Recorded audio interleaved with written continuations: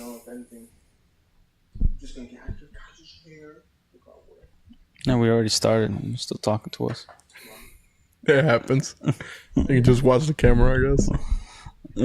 You could be our backup guy or what is it? The mods? You're a mod now. Ain't no moderator. I don't have like. Okay, thank you, Eddie. Well, welcome back to The Last Relic. This is my co-host Anderson. Welcome. I am Gabriel. Nosferatu trailer came out. That looks awesome. It definitely is a one to watch out for. Unexpected, very unexpected. It's kind of out of nowhere. Some like 1900s German film being remade. Like I'm glad monster films are making a comeback because it was like we kept getting horror movies. I would say for the past, I don't know, it feels like the past 10 years. It's just like it's always some sort of like exorcist or demon or religious related stuff. Yeah. Like there's a few films that are also coming out. It seems like maybe a slight new era of horror films. Like there's one with I forgot the actor. He's always in it's by Studio A24. I forgot the movie, but there's always he was always in romantic comedies. And he was like a British guy. I'm not sure, but so from what the trailer shows us, there's like two sister missionaries from the Mormon church. Yeah. And they are knocking doors and he invites them in and he's like, "Oh, but like we can't go inside unless there's a woman present." And I think it's more of like an entertainment movie. It's usually with that religion, they always do something either close or related to a truth or an actual event that happened. But it seems like it's a little more tame. Like, okay, it's very simple and they just took the premise of some things from the faith, but like then he kind of traps them in his house and he's created like this giant labyrinth maze thing where it's based on their faith of which door they go through and all that stuff. Yeah. To find, I think it's him forcing them to find the right faith or something like that. It looks super interesting. I know that it's one of the religions that people tend to not do right. Like there's a lot of lies out there when like a movie comes out related to this religion. Mm-hmm. Similar to like Judaism as well. Mm-hmm. When it's related to that, like they tend to screw it up a lot. So I hope in movies that do religion, they have somebody there that's actually, part of the religion that's kind of like helping with the lore, right?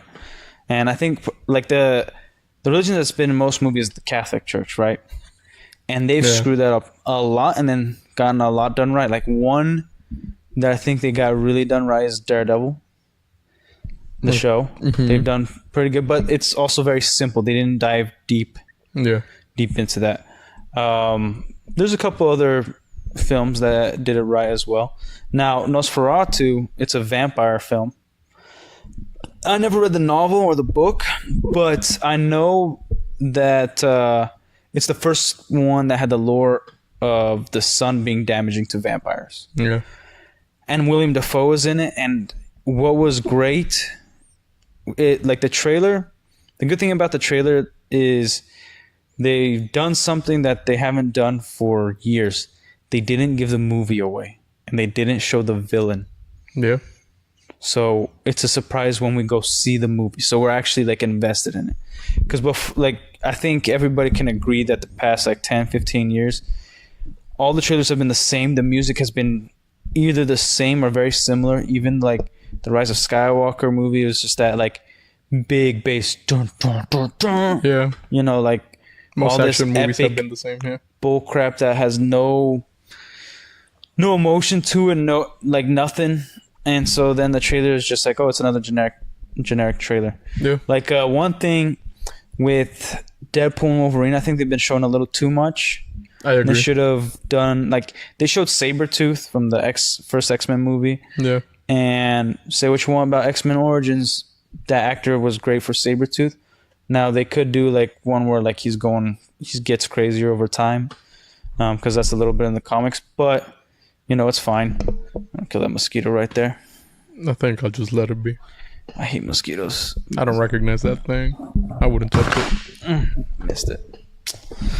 But anyways, the Nosferatu, and I'm after we talked about the Universal, and it is a Universal Studios film. Yeah, I looked it up. Yeah, it is. Like even in the trailer it shows it, but when I first watched, I didn't catch it. But after you've seen the Universal Park, the Dark, what's it called again? The Dark Universe. Yeah. Dark Universe. I've been more excited for it, and like they're playing it smart. Like they're actually launching movies out as long with this announcement of the Dark Universe, because it was like 2 weeks ago we got the Dark Universe trailer. Now we got Nosferatu, and other studios are releasing suspenseful / horror films. Yeah. But like horror monster films. So I hope we get an era of that. I hope we get a werewolf, a really good werewolf. Dude, you still gotta watch The Wolf, man. There's issues with it, but it's a great watch. Huh? 2010 was it? Yeah, Anthony Hopkins was in it. Dude. What was it, rated R? It's rated R. We'll watch it together. Speaking of rated R things, you got something to share with us? Okay. Okay, I watched House of the Dragon. I'm on season 2 now. Okay. I haven't told you this, but first episode of the season, horrific. Now this episode almost made me quit the whole thing because it was too much. So, you know on JoJo where he makes the mother, like, turns her into a vampire, she's holding her baby, and then she eats her baby. Mm-hmm. And it doesn't show, and you hear the sounds. Very similar, but freaking worse. So the worst is because the emotional stuff. Now, maybe the director was like, you got to scare the child, like just close their mouth and then like they open their eyes or whatever. So the king has 2 6-year-old sons, or one daughter and one son. They're twins, around 6 years old.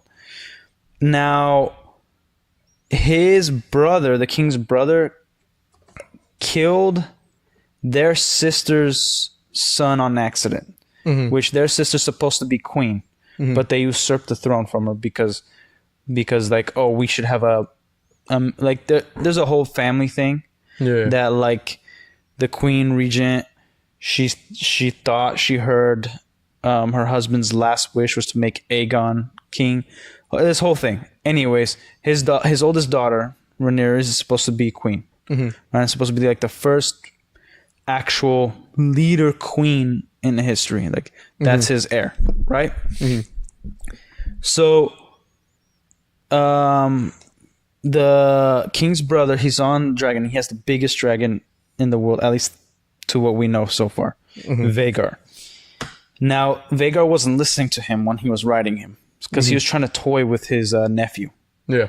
Right? And then it just takes a bite, cuts the dragon in half because it's such a big dragon, and the rider just kills him. And he's even shocked. So then, like, she gets the news and everything, and she wants his head. She's like, I think his name is Aegon. It's like the names confuse me a little bit. I have to. Yeah. And I usually watch it like really late at night. So, but then her husband, which is her uncle, Daemon, he kind of wants to take it into his own hands, hire somebody of the king's guard who's loyal to him. Because he was once head of the city watch, right? Yeah. So a lot of people are still, even though they're not supposed to be, they still would follow him. Yeah. So he hires this guy who's known for his brutality, and I forget exactly what he tells him. But he said, "I want Aegon's head." So like a son for a son. Yeah. Right. So the guy goes, can't find him. He infiltrated the castle, everything. Now, the king's wife is like somewhat autistic, right? She's a little like not there. He goes and then he finds her, and there's the 2 cribs, like bed cribs, right? And there's no king's guard, like protecting him either. So it was very easy for him to get in. And then him and the other dude threaten her. He's like, tell me which one is the boy, because if they wake up like looking for private parts. Like they're probably gonna yell or whatever. And she like in panic like points to him, and she's like, no, she's lying. It's the other one. And I was like, no, she's telling the truth because she's insane. So terrible mother. And then the camera pans to the kid just sleeping in his bed like that, and the guy just puts his hand over his mouth, and he goes like, and the muffle, and so pretty heavy. And then it just camera kind of zooms out to them, and you just hear cutting, and the kid and just cutting, and it is horrific. The sounds and everything, and like you're still there, and then you're looking at the mom. She's like, no, and she just grabs her baby, and you just see them like this, right? And like blood on the bed, and like she runs out, breaks in. Like I wanted to quit the show right there. I felt sick. It was so disturbing. And so then she goes into the queen's chambers, the queen regent or whatever, like of her, yeah. And she's like effing the king's guard, like just straight up raw dogging him, right? And so it's pretty much their fault that the kid died, right? So then this whole thing happens, and so then that's disturbing enough, and I want to stop right there. Now I also skipped a part because they decided to use it as a political thing, even though the king was against it. But the king's hand decided to parade to the funeral. So they're Targaryens, right? And so they have what's called like a king's death, but to their family. So what they do is they take the body, wrap it in like a mummified thing, and then they have the dragon burn the body, kind of like a Viking send off, right? So. But they wanted to show the people and use it as a political toy to like say Rhaenyra is a brutal queen, like the killer of children, things like that. And the mother was against it, and so was the queen a little bit.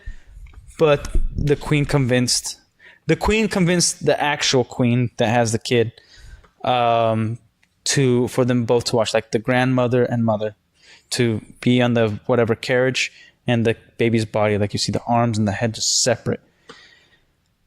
And they're on the carriage, and it rattles, and it even gets stuck at a point, and so they're like, heave, and see the head bounce around. I'm like, nah, I can't do that. Like, it was too much. Insane. Like, I don't care. Like, all right, look, I'm an advocate of the arts and free speech. I understand with free speech, if you're going to defend free speech, you also got to defend people's right to say crazy, outrageous things. And now an artist can do whatever the hell they want. They are welcome to do so. But I think whoever designed this, whether it was director or the writer, I don't think they understood exactly how disturbing this is, and something we don't need to hear or see. There could be an implication like, that's the kid, boom, scene cuts. And she just grabs the baby before they even start anything and runs off. Boom, that's it. Like, we know they're going to kill the kid. Mm-hmm. And, like, it leaves a little bit of mystery, whatever, right? And I understand if, like, the director's filming it, because when you're, like, I don't consider myself a writer. I like to write, but I know when I've gotten carried away, right? Mm-hmm. You get an idea and you're like, I want to show the brutality or the sensuality or whatever it is you're writing about. You want to make it big. Mm-hmm. You want to make it where people feel it. But when you're working with something, whether you're drawing or whether you're filming, there's a sense to you where it's desensitized, where you're messing with a doll. Like, somebody created this, somebody built it, you're adding the scenes, you're editing, so you're making it real with knowing that 100% it's not real. Mm-hmm. But then you're gonna show it to people who fully believe it is real. It was so disturbing, it took me out of the thing, and that's the first time that's ever done that. Like, I watched something that was so disturbing to me that I was like, I'm ready to quit. Now, it's a good 7 out of 10 episode. There's a lot of setup. There's great things. Some things are a little wonky. It's still a good show. I'm not going to disparage it because I was uncomfortable with a certain scene. Yeah. I would say I don't think anybody needs to see that scene. That's a spoiler if somebody hasn't watched the episode. If you're watching here and then you want to go watch that episode, I think it's the first episode of the second season. Just know, as soon as he grabs the queen and he the rat catcher is putting his knife to the queen's throat, you can skip all it because they're gonna kill the kid, and then that's it. And then they're gonna talk about it a little later on. So it's pretty heavy. It is disturbing. Like the first episode of the first season was disturbing. The C-section that they did, they just carved her like a freaking pig, dude. It was disturbing, but this was way more. Like, it's like they want to shock you in the beginning of every season. Because so far, that's it. So if when the third season launches, I'm going to expect to be super shocked in the first episode because I think that's what they're going for. There wasn't even scenes in Game of Thrones, I think seasons 1 through 8, that was that shocking. And there was a lot of implications of death. And I don't in The Witcher season 2, there was that whole she's gonna kill all the other babies, and it was disturbing because it was like, how's this gonna save your kid or whatever, where she's cursing everything and the babies get that burnt thing. It's sad and it's terrible. But the first season had a really disturbing scene where you saw a baby's lifeless body on the beach, and you're like, man, we don't. And she's just talking to the baby or something, and you're like, I don't want to see that, but okay, I could pretend it's a doll or whatever, and you're kind of out of it. This was over the top, sounds and stuff. I think you're not human if you don't feel anything when you watch that scene. If you're yeah, it's just a doll or whatever. If I'm watching with a friend and they don't feel nothing, they don't feel heavy, heartbroken, anything, I'm probably going to question that friendship. It is insane. Never doing that. If I ever go back and watch a rerun, I am skipping that thing. Skip those scenes. Boom. Now, we'll see what happens. I think overall, good show, good writing, good characterization. Yeah, don't need to see it. Dude, even Suicide Squad 2, there was a bunch of gore and stuff, but it was adults. And it was more graphic, but not as disturbing. It's a child, man. And what visually they got the point across. They saw the kid, cover his face, he's shocked, he's scared, but it's a child. Man, it made me almost want to cry. I was like, dude, somebody save him. And it pissed me off that the only good mom in the whole freaking thing is Rhaenyra, which is great. There's Viserys too, but when it shows mothers, it emphasizes the queens quite a bit, and the other mothers they get a few scenes with their kids, or they get 1 or 2 scenes and then they die, and you're like, oh, okay. And so there's no really good parents. Yeah, the first king, great dad, terrible king, terrible husband, doesn't know how to be tough when he needs to be, Okay. Daemon, there's some times where you're oh, he's becoming a better person, a cool character, but then he's just a dick again. And you still root for the guy because great actor and all that, but damn, there's some. Yeah. And from what I hear, very different from the books. He is a little bit more loving in the books and more, I guess, relatable, but he is pretty, and he's still calculating on stuff, but he's pretty damn ruthless and sometimes naive, but he's he understands war and stuff very well. But man, tough episode, man. A real tough. Yeah, I don't know if that turns you off from watching the show. It makes me more intrigued. Yeah, I'd say for you, I guess watch it, see how you feel about it, because dude, It was, and I was tired when I was watching. I wasn't even like full in. Like I was just like, I literally had my mouth open when it happened. I was like, no, and I had nobody around to like talk to. You know when like a movie's so funny, usually you only laugh when you're around friends, like out loud. But a movie is so damn funny that you laughed out loud when you're by yourself. You know? Yeah. It was like that, but of shock. Shock and disbelief. Yeah, I was like, I can't believe this somebody did this. HBO was like, dude. And like they're doing some good stuff, so I'm guessing they're back on the cocaine. Rock on, dude. Rock on, dudes. Dude, I got an arm. Rock on. Damn. But dude, it was. Yeah, I'll probably actually make a video. We've only been doing live streams, but I'll probably make a video of that review, dude. I was, bruh. Yeah, that's stuck in my head. You make the video, then I'll edit it for you. But yeah, no, I'll probably edit it. I'll try to learn. You know, it is what it is. You gotta learn at some point, you know. Yeah. But damn. Didn't like it. Didn't like that one bit. I don't. It honestly just kind of like it just sounds bad shit insane.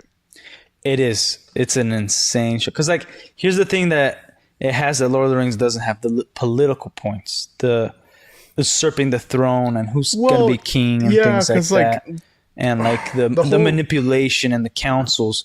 You know, like we have like Lord of the Rings. Yeah, because Lord of the Rings has never been like much of a political thing. It's always been more mystical, more and like it's very tame fantasy. And technically, if you want to like chalk it down to something, it's the story of Bilbo in a sense. It's just his journey. Yeah, it's a very it's a story of good versus evil. You know. Yeah, it's not like during the Second Age when all that politics and stuff between kingdoms did happen. That happened, but like even in the books, you're not really following a throne. Yeah, and like that particular city. I guess the stewards. And yeah, like when you watch even Game of Thrones, you'll see what I mean. Mm-hmm. You know. Now, one thing I do appreciate of that episode, which still is a little hazy to me. I felt like in Game of Thrones they did the maps a little bit better, but they do try. Like I think around like maybe 2 times, maybe 3 or 4. They show the map and like their strategies and where everything is and what they need to do. You know, where they have an advantage, where they don't. Like they're strategizing, so it gives you like a sense of how big the world is. I still feel Game of Thrones felt like the world was bigger. Because like when you watch Game of Thrones, you're very much like you'll see in the later seasons where everything is, but you'll see it in the beginning too. And what I mean by that is like in House of the Dragon, they are in 2 locations that you do see in Game of Thrones.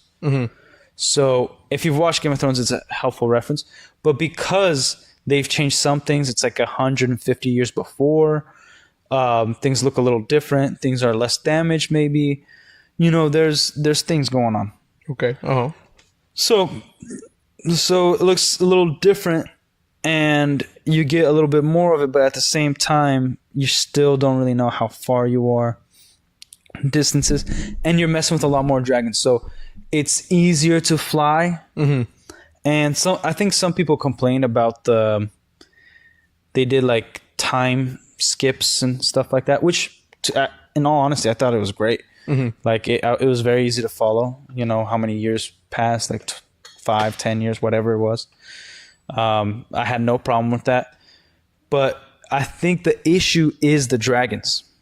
Like the dragons, you travel so far and so quickly that as an audience, you do get a little lost to where you travel to, how long it took you, is there any journeys that happen in between, and like, how do you find everything, you know, because you're just in this place and now you're in this other place.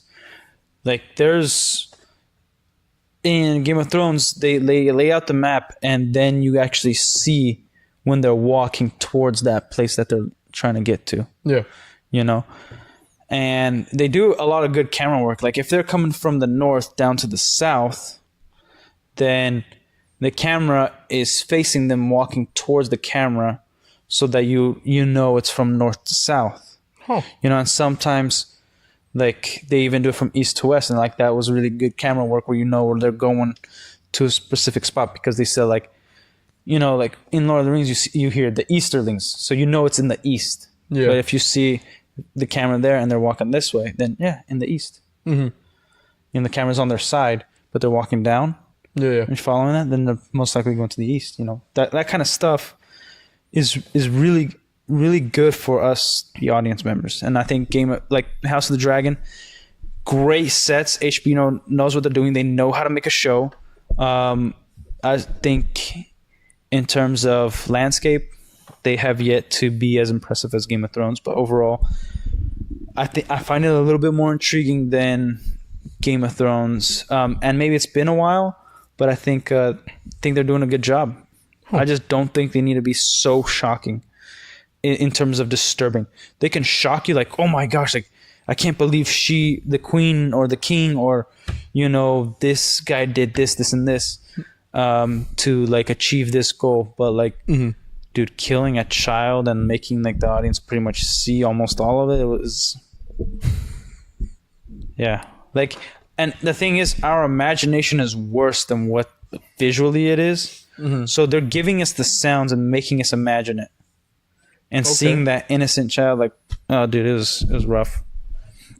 But on a lighter note, something you'll be interested in, a few more Westerns are coming out. Yeah. Including, I think, it's something like Dead Men. It's written and directed by Viggo Mortensen, also starring Viggo Mortensen. Like, the premise is he's a cowboy, meets a girl, and he has a home and all this, and he had his adventures, and then they settle, right? Mm-hmm. But then I think he's foreign. I don't think he's from the U.S. or England, from what I gathered. I watched the trailer only once. Mm-hmm. And then the army is recruiting to fight the North and South. Yeah. So he wants to fight against slavery. He's like, I should go because it's the right thing to do. And I think he might be French, actually, in the movie. But he's a cowboy, like, through and through, right?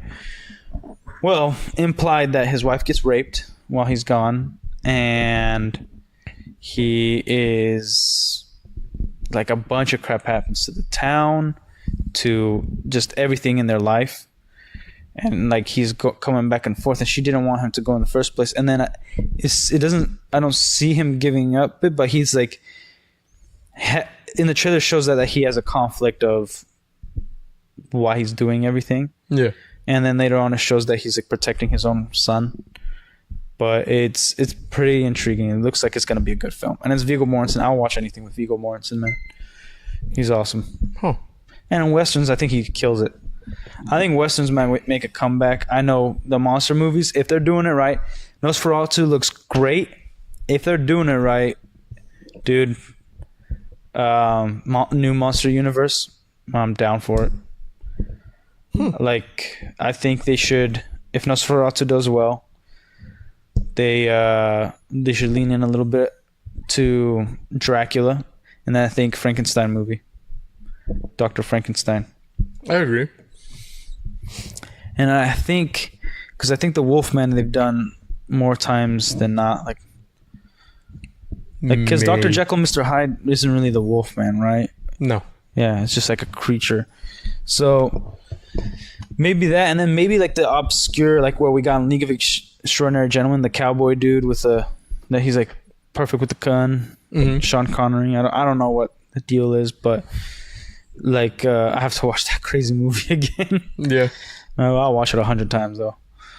Yeah, and then Van Helsing, and maybe he's not necessarily hunting Dracula, but like they all get together, and you know, and not really like an Avengers thing, but like they get together because like somebody's breaking the society or whatever, and then they break off and go hunt the monsters that they're assigned to hunt. You know, yeah. Van Helsing goes hunt Dracula. You know, like dude, I don't think they just bring Hugh Jackman back to like just do a second Van Helsing movie. I don't know, dude. I would be cool with it, and then you can bring Dracula back from that movie because it's like, yeah, I don't know, man. Like he was kind of better writers than me. I don't know. He was like a pile of goo at the end of it. Yeah, but it's more of like the demonic curse. Yeah, that's what I'm getting. Like maybe you have to kill him certain. I wouldn't like him to come back because I thought the whole point of him allowing himself to turn into a werewolf was that the werewolf bite is the only thing that can kill him. Yeah, okay. Yeah, I get it, but I just love Hugh Jackman's Van Helsing. Like if he were to come back, I would love to see him in a different continent, dealing with a different type of monsters. Yeah, and that's the thing. Like I'd be okay with some new monsters. Like we've gotten like, I feel like it's just 6. Got the Mummy, Frankenstein's monster, yeah, Dracula, Wolfman, Dr. Jekyll, Mr. Hyde, and like zombies. And then zombie here and there. I guess the not Swamp Thing. Whatever the hell they call Swamp Thing. Swamp. It's the Creature of the Lagoon or something like that. Yeah, something movie. Like that. It's like the only one from an aquatic monster. Yeah. Which I'd be cool with. Like, that's one they never really touched on. Like we haven't that's not one that really got remade. They should, because that's terrifying. Like the water's already terrifying, and then like the creature from the Dark Lagoon or Lake Lagoon or something like that. It's something like Lagoon, that. Yeah. That's what it is. So I think they should lean into that. Now, again, you're more into Westerns than I am, but after watching a few Westerns, I've been like, man, I want to watch more, because they're simple stories, and they're very complete stories usually. Yeah. It's usually a guy or a woman dealing with their family and something about their town, and it's not going to like change the world. It's not going to change policies, but it might make a difference in their lives. Mm-hmm. And so I like those movies. I didn't watch that one movie that Gina Carano did. I know it got a lot of hype because of the whole Star Wars stuff. She did a Western. Like, I don't know, something about the house, something like that. Gina Carano did a Western. I heard it was like halfway decent. It wasn't too crazy. But when I heard Viggo Mortensen was doing a Western, dude, I was pretty happy about it. I just like seeing Viggo Mortensen, and like he looks good. Terror on the Prairie. Yeah, I heard it was pretty decent. You know. But it looks interesting. The Viggo Mortensen, he looks good. That's why I think he should come back as Aragorn. And apparently now Orlando Bloom says that he wants to come back as Legolas for one more time. I would be okay just seeing a Legolas and Gimli adventures after, the events of Lord of the Rings, all the way up till I would like to see the whole thing that's happening to the dwarves during the Lord of the Rings. Yeah, they're fighting. They're fighting orcs dealing and stuff their own things. Yeah. Yeah, I think one of the kingdoms does deal with a dragon again. I'm not sure though. No. I haven't. No, Middle Earth doesn't get touched by a dragon again. Yeah, after Smaug gets done. Yeah, he's like the last fire drake. Like, there's more dragons, but not in that area of the world. Yeah, or at least any that breathe fire. Yeah, because there's ice drakes. That is something like, I understand Tolkien's thoughts of dragon. It represented like the greed and darkness that we have in us, about the love for money. But I've always did like the concept of dragon riders and dragons being commanded by people if they're connected. Yeah, I think that's why I like the Aragon and Elder and Eldest books so much. I haven't read them. Well, if you watch the movie, it's a nice little fantasy movie. Definitely not as good as the book, but it's like, it's better than most stuff that we get, And no, man, Dragonheart's tight. No, but like Aragon, he could. Have you never seen it? I think you'll enjoy the movie. Like, great actors in it.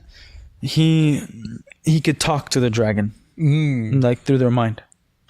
And there's a lot of lore, like he could turn on the dragon eyes, so like if he's on the dragon, he like has to say a certain word, and then his eyes become like the dragon's eyes become his eyes, so then he could see far out into the distance. Now, the other thing is, a dragon rider can survive if the dragon dies, but if the dragon rider dies, the dragon dies with him. Yeah. So, and there's like certain swords that are like can kill a dragon, very like easier or something. It's like enchanted, or maybe it was, I forgot all the lore. Like, but it's a nice movie to watch. You know, farm boy finds a dragon egg. You know, the dragon hatches, keeps it in secret, and then he teaches it to fly. And then as soon as the dragon flies, it just matures into a big dragon. Oh, like, but before it can fly, it's just small, doesn't talk. You know, it's just killing like the rats and stuff in the barn. Yeah, and then, it's a nice little movie. You know, especially for fantasy. Anything with dragons is usually like, okay, I gotta watch dragons. Like, I love dragons. Yeah, I think you're insane if you don't like dragons. Now, in the Game of Thrones and all that, the dragons are terrifying. They are scary freaking creatures. They are not. Well, they're supposed to be. But they're not like, you know, like even Smaug looked less terrifying than, and it's probably because Smaug talked. But yeah, it's the thing of like, okay, there's two approaches to dragons. Are they either all powerful to where they have sentience, or are they just animals? Like the Harry Potter approach to dragons, they're just straight up animals. They just go by instinct. So Smaug, it's like a. So the good thing of House of the Dragon is they kind of play it. They kind of play a little bit. Now they can't talk. No, yeah. But like the king in season 1, he's talking to his daughter, and he's like us taming dragons is an illusion. These creatures are not. We don't really tame them. That's just an illusion. That because we ride them. Because you have to claim the dragon, and the dragon has to allow you to ride it. So then the dragon knows that you are his rider.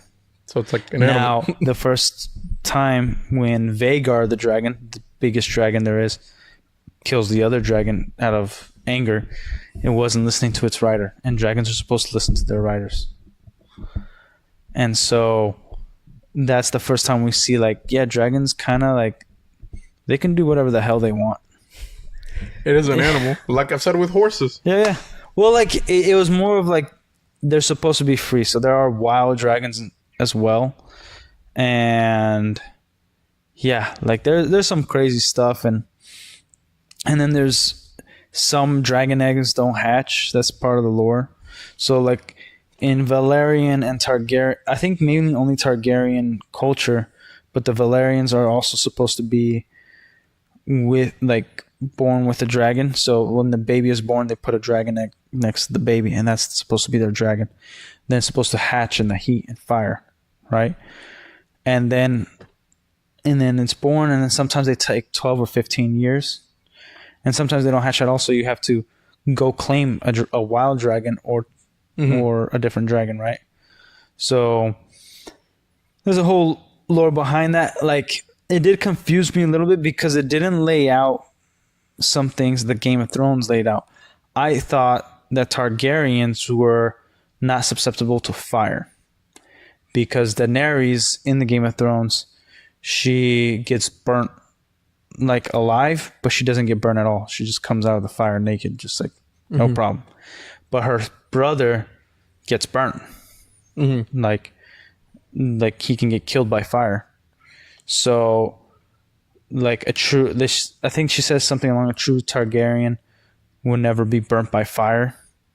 But apparently in the books or the lore, it's like she was birthed from the flames. So it's different. Like she's like the prophecy child, maybe something like that.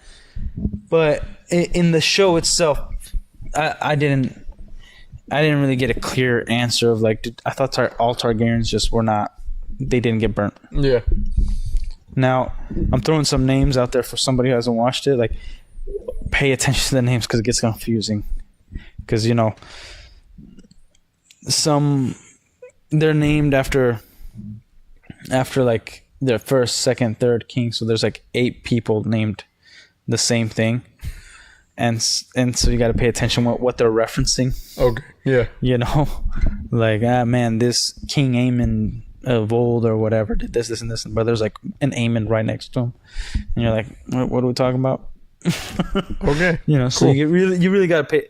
Like in Game of Thrones, they did a lot of stuff like first of his name, things like that. Like you know, the third, like they were a little more clear from what I remember.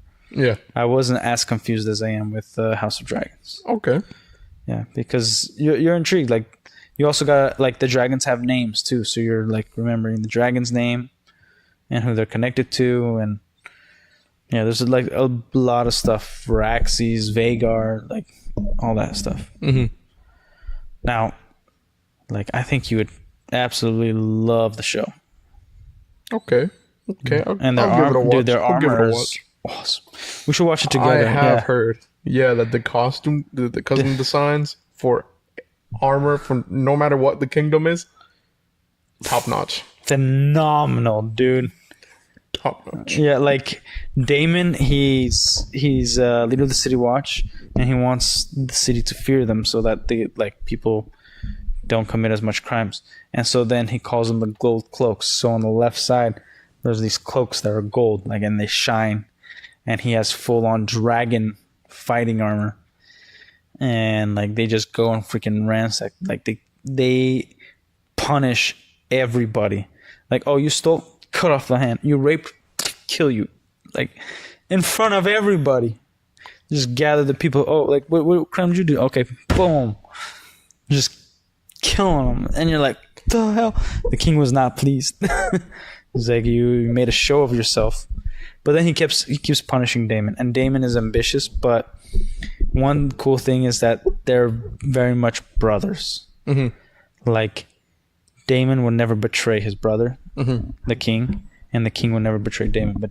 But he worries about Daemon. Yeah, you know, and he couldn't trust Daemon because of how he was, how impulsive he was, and his lack of respect. Yeah, you know. So yeah. And then what is a great scene is, I think it's the last episode of season 1. She tries to tell Daemon, Rhaenyra is the daughter of the king, and Rhaenyra tries to tell her husband, who's the uncle Daemon, like the prophecy. You remember, my father said this, and then he's like, "What are you talking about? Rambling about these crazy philosophies and stuff like that." And then she like was surprised, and she realizes that her dad never trusted him. It's like, he never told you, like, of the coming winter, of like the prophecy that is true, and it's only passed down to the next heir, to the next king of the throne. And that's the first time we get like, oh, okay, it's clear that he was never going to be king, but it wasn't clear to him. And he lost the throne due to his personality and ambition. And so, man, there's a lot of great stuff that goes along with it. Now, again, obviously very HBO show, very adult show. I did not think that there's some things like, dude, maybe the actress put it in her contract to not show nudity. The other queen doesn't show nudity. So far, Rhaenyra hasn't shown any nudity. Or maybe it's like a thing for like their royalty, so we got to show them in a better light. You know, like they have their urges and whatnot, but we're not gonna show the stuff to like have the audience see that they are higher up than the rest, right? Because obviously they do show nudity in the brothels and all that bull crap. Yeah. Which, again, useless. No need. No, like, you might like it, but there ain't no need. You could tell a story without nudity. You know, wrong. Wrong. I just think it takes away from like other elements. I guess. Like we could show the brutal sexuality of things, but and the rawness of it. But like to show up straight nudity is just like, all right, I got to see some naked people, but like that's what I'm watching. I'm watching naked people. I'm not watching a story anymore. Mm-hmm. And like there was things that used to be subtle. Yeah. Like you could show like, oh, there's a group of people doing some crazy stuff, but like in the background where you don't see the nudity, you just see like things passing. Mm-hmm. And you're still with the story. You're still with, the main characters and who you're trying to follow. Yeah. But man, like, I'm glad there is a fantasy show that is actually good out there. But I did, after those scenes, want to watch, like Lord of the Rings, something a little more grounded to purity of like just story. We're getting a story. That's how life is. I get it. That's how. Also, they cuss a lot, like heavy curse words, and from all my readings, that wasn't a very common thing back in the day. Like the things I studied about medieval times and it wasn't kings really and queens, that common. It was just kind of it was more like peasants did that. Like they would curse. They would use lower language, and even when princes and kings would get angry, like they usually wouldn't use that kind of language. There was other respects in that. I guess it also is kind of meant to show the more brutal nature of the universe. I guess. Yeah, like language does play a part. Like, and I understand. Like, if you use a lot of more curse words, the audience is going to feel a little more realism into today's time and a connection, but also you're going to see that this isn't really a sophisticated time either. No. Like things are brutal. People are not bathing. People are not doing a lot of stuff. Like there is, crazy things happening. People betraying very easily. Like the lack of morals. Yeah. I get all that, but again, I think there might be better ways of doing things and things that could get their message across more clear. Yeah, I guess so. I don't know. I think in terms of movies, I think the next 2 years we might get some pretty good movies. And again, I don't think from Hollywood exactly like what we get now, Marvel and all that stuff. I'm not talking about that. Disney's going to be late to the game, but if we're on this trajectory, I think Universal, if how they treat their parks, I think they're going to treat their movies where they don't care about the woke stuff, all that BS. They're going to get some good monster movies, and we're going to go to them. Yeah. HBO also isn't like dropping the ball too hard. And they dropped the ball pretty hard, dude. Really? As of recently? Yeah. Well, like their cartoons and stuff like that. Like they had Velma, man. They did that Velma Scooby-Doo thing, and they got a second season. Yeah, it did. Yeah, so it's like they're doing bull crap. Like it's I guess. And it's HBO with Warner Brothers, I believe. Like Warner Brothers still is doing crap. Warner Brothers. Yeah, but HBO's backing it, so. More like it's streaming because Warner Brothers doesn't have their own service. No, it's attached to HBO. HBO, like, is it? Yeah. So like, it's not gonna be on any other platform but there. Cool. Yeah, it's kind of like Netflix doing an anime thing. It's the animes, their studios, but it's Netflix's as well. Okay. Like so not like the big studios. Like A24 is like an indie film studio, I believe, and they're gonna do that like religious one. Yeah, but in terms of entertainment, like in movies, there's some good things. I haven't seen anything on new TV shows, new things I want. No, there hasn't been any new TV shows I've been wanting to watch. Just rewatching old stuff, really. Yeah. So I haven't watched Yellowstone, but you're big on westerns, you're cowboy, all that stuff. I also you probably should watch Yellowstone because everybody that's into that kind of lifestyle really likes the show Yellowstone. Oh, and Kevin Costner is also doing another western. God, man. Yeah, I know that. I rewatched recently The Quick and the Dead, I think it's called. Leonardo DiCaprio. Was it good? Oh, is that when he's a kid? Yeah. Yeah. I think he's like 19 when the movie's made. Something like he that. looks 12. Yeah, he does. I like it. I like his character for sure. He's like my favorite character in that movie. Yeah. It's all right movie. It's Any reason why you started watching it again? I just like came across it. I was just like kind of bored one day, and then that's usually how people get into westerns. Like it's just like, oh, well, this looks pretty good. There's a stellar cast, and then Rango gets replayed like every other day. Dude, so you watch Rango a lot, man. I've never seen somebody. I know, but I've never seen somebody watch an animated movie so much. It's Rango's awesome, but after like the first 3 times you played it in the store, I'm like, okay, when I see Rango, it's nap time. Like I'm gonna go sit down. It's gonna put me to sleep.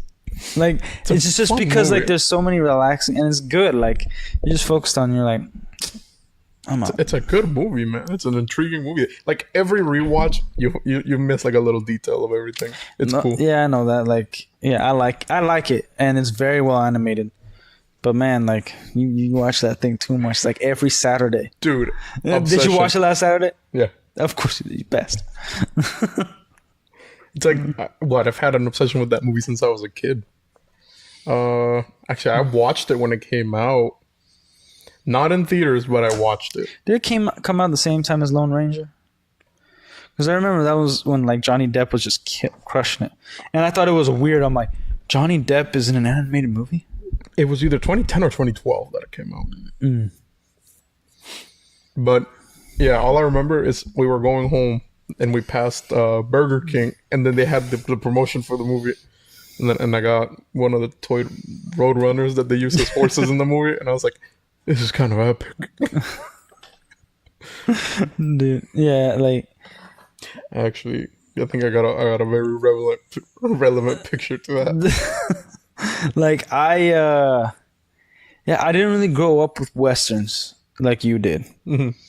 Now I grew up with a lot of kung fu movies and like, Star Wars and things like that. Like just pretty much whatever my parents showed me. And there was a western here or there, but I've come to appreciate them as I'm older because they're also like a western is bad when there's politics involved. Like like today's world politics. Like you realize pretty quick. So like nobody really finishes those. When it's like, it's about a family. It's about the town. Maybe the mayor's involved. Maybe something about a sheriff. Yeah, something about the sheriff. Like that's cool. And then there's like the westerns that's like, okay, if it's a war western, we're getting more of like it's gonna be the what's it called? The civil rights. The Civil War. The Civil War, yeah. And like freeing of slaves and things like that. And like I think westerns are very much American films. Very much American. Because it's either a white person or a Mexican. No in between. Which I'm cool with. That's why I did appreciate that scene in what's the one with Viggo Mortensen? That he has the 8 gauge. Tombstone? No, not Tombstone. It's him and another actor. I don't know. The two, and then there's the lady, right? Yeah, the lady. She's a big old slut.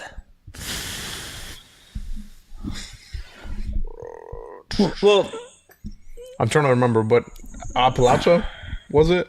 Appaloosa. Yeah. That movie is great, and they have like a scene where like there's a town that's very much looks like Mexico. Yeah, and like they just speak Spanish. I mean, even the Zorro movies are all based during Zorro's that time period. Awesome. Yeah, Zorro is awesome. Antonio Banderas did. All based in that time period. So yeah. So like, hey, like, and I think people forget like a western isn't just like an American cowboy, doing those things. Like it's like the movie Glory. Yeah, that's a western. Dance with the Wolves, I think it's Dance with the probably one of the best movies ever made. What do you mean Avatar, but like Earth? F you. It's the same fucking concept. No. Avatar. Same fucking concept. That's gay. Or like Dance with the Wolves, pretty awesome. The Last Samurai. It's literally just taking that part of the story. Yeah, I know, but There's little differences in it. Last Samurai is pretty tight, but like, yeah, like, what else is there? And like, the thing is, that's why I think you gotta watch Firefly, man. You gotta Western and combine Westerns the two. Are cool. No, but this is like the perfect marriage of the two. Trust me, because it's like, okay, so the guns that they use, they don't make it very sci-fi. So they even like, there's episodes where they talk about the technology, and it's more so like the bullets got better that could still work on a regular gun, you know. And some guns got a little more advanced, a little different, but it's pretty much like old school guns. And you could clearly see when they design like newer guns, like how, like what they were before. You know what I mean? And the first episode introduces all the characters. Second episode, train heist. Dude, awesome stuff. Honestly, I think that's somewhat why I give Solo a bit of a pass, because it's like it was meant to be a Western, you know. And I guess in concept, it kind of works. Okay, look. With Star Wars, usually action is never in question. Obviously, The Last Jedi, the whole throne room battle, stupid. Well, nobody the talks freaking about that suicide run, stupid. Whatever. Like there's that bull crap, right? Now, yeah, the little train heist. Yeah, it's like a few elements here and there that's like, yeah, but I just try to put Western. Whatever. Yeah, on Game of Thrones, chick in Solo is Daenerys in Game of Thrones. Yeah. Score. And you get to see her completely nude from head to toe. Oh yeah. So there you go. I know you'd love that, you freak. That's how we are. That's how we're all freaks. But yeah, screw Solo, man. Have fun with your stupid train. But the actual Westerns, you know, Disney can do a great Western if they wanted to. Pocahontas. Do the actual story. That's not during that time. Yeah, it is. It's before that. Well, they could lead up to it, like mini. Well, yeah, that's before. How long before though? Like 80 years before? 100? A little more. Damn. Well, they could do something close to what a Western would be with their property. Like if you do a Pocahontas live action and keep your story, like do obviously the fake Pocahontas story, and it would be super entertaining. The Predator movie, what is it? Prey. The I didn't watch that one. It was like a Hulu TV show or something, or a movie. I think it's just a movie. From what I remember, it's supposed to be based during like the whole Manifest Destiny thing with the United States. So like the main character is like a Native American, right? Oh. And then there's like white people who show up with like actual guns, and it's a predator, so like it doesn't matter. Well, one good thing like that you'll love about Firefly is that they do like, without telling you, they'll do certain things. Like all of a sudden the characters are speaking Mandarin out of nowhere, and sometimes they don't even translate it, so you can like understand the emotion more than the words. And then they give the lore, like the whole Civil War and everything. Like eventually the United States got to 2 superpowers, and either most of the world, some of the world, half the world got like involved, became like the United States, and half became China. Like it's very much like there's a lot of realism to this kind of stuff. Pretty follow. Like, yeah. I like this. And so, yeah, and then like they can travel throughout the galaxy, and they have like a form of hyperspeed, but it's not like Star Wars. And then like it's pretty damn epic. Like there's a lot of stuff like, and they keep revealing. Every episode you get a little closer to like what's going on and why people are after certain people, why there's Like, and like part of their job to make money is like taking somebody from planet to planet, you know, like, but they also like are smuggling drugs, you know, and like one of the passengers, like she has her in the ship, she has a room that she rents. So she's like along with the crew, but not really. And she's a prostitute. Oh, you know, stuff like that. There's a lot of things that go along, like with this show. Pretty common. Yeah. Like, dude, you would love this damn show. I'm telling you, you and your dad would love Firefly, man. For sure. Like it sounds interesting for sure. Dude, it's awesome. Like they, like it's not a spoiler or anything, but like a pastor, or like becomes part of the crew eventually. But like first episode, he just needs safe passage to whatever. Like he has the Bible and everything, and then she's so what they call prostitutes, they call them companions. I was like. He's like, I'm a companion. Like, oh, a companion. And then the captain of the ship is like, don't be too impressed, pastor or whatever. It's like, it's just a fancy term for whore. And then he walks away. He's like, oh. Yeah, I can see how a man of faith would take that as you're a friend. And that, don't get me wrong, they're missed. But like that's like the thing, like. Even though he is a man of faith, he gets his eyes a little open to why somebody's in that life, things like that. And he, like, it's great because you see like his flaws, and he learns a little bit not to judge as much, and realize that, like, you know, people have a story and people go through things, and so he's not like, and he's never a douche, ever. Like there are some things where you're like, oh, he's a little bit blinded by. Like his belief in like how things are working in the real world, that some people are just trying to survive. Yeah. And they might not have the same moral standards that they should have, but like life beats you up, you know, and you know, some people didn't have that basis that he had. And he also has a past too. So like you get to know that a little bit, like, you know, he's not a perfect man. And so he judges and doesn't at the same time. So that, like, the characters, they really flesh out the characters very well. Yeah, it's very much a Western.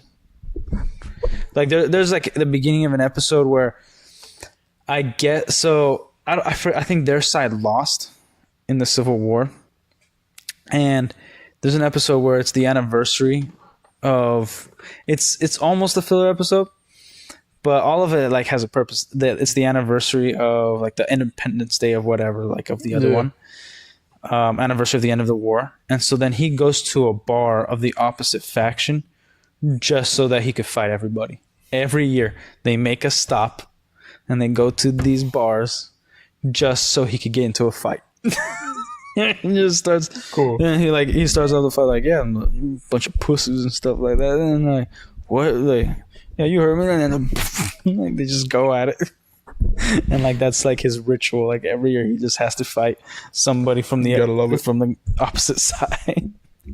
Dude, Firefly is one of the best shows you'll watch. And it's Josh Whedon. He did good. Like he did Buffy, he did Angel. He did a lot of good stuff. He did the first Avengers movie. Buffy, as in like Buffy the Vampire Slayer. Yeah. First 4 seasons a little rough. After you get that, pretty good. Lots of filler. Rough show, man. Just a rough show. Actually, they do pretty good characterization in that. You fall in love with the characters very much. It's an eternity since I've seen it, so maybe it's definitely like, man, this is of its time, and I'm gonna time travel for a bit and watch this and eat some popcorn. Yeah. But dude, it is pretty good. Like I recommend it wholeheartedly. Okay. Like, man, happy time. And Firefly is just, it's got like, here's how I explain when I got into it, right?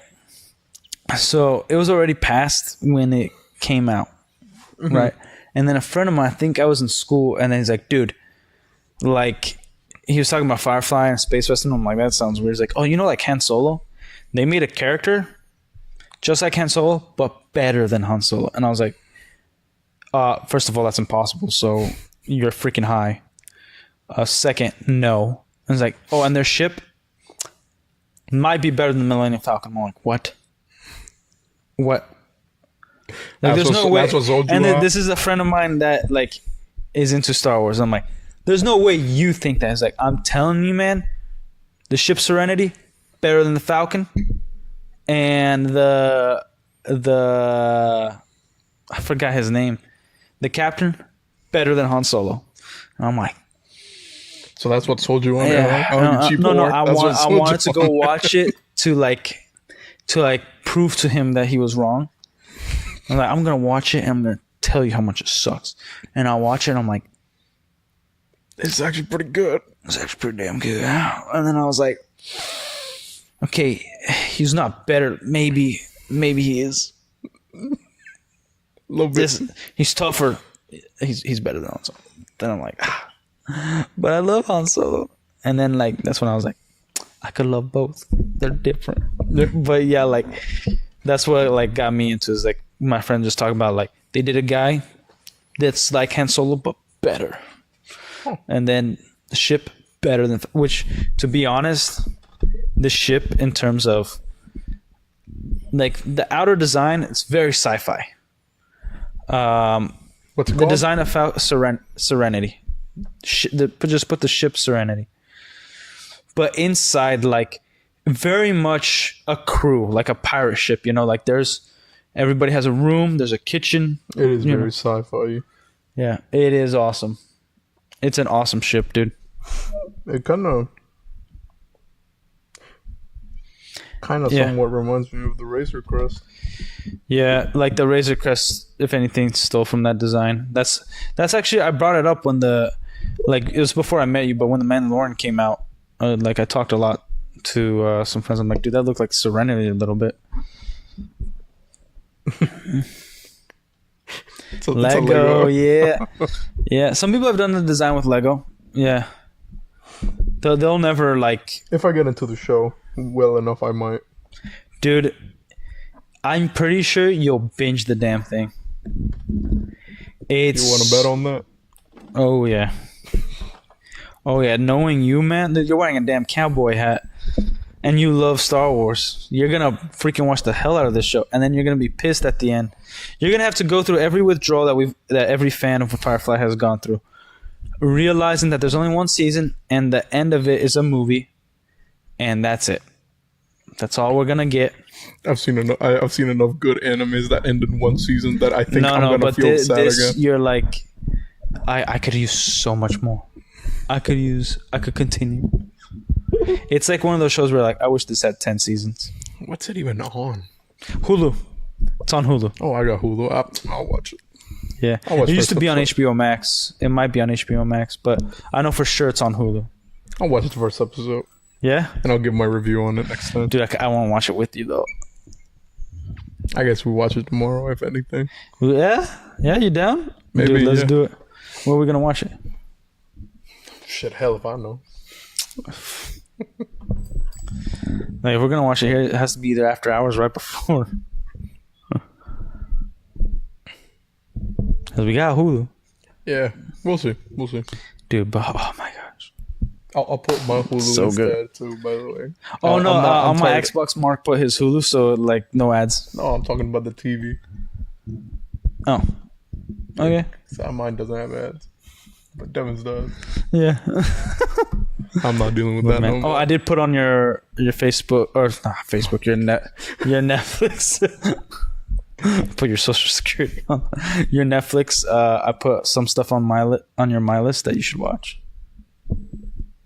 That's why I see that it keeps changing every time I go on the damn thing. I'm like, dude, he needs to watch this movie. I know he hasn't watched this damn thing.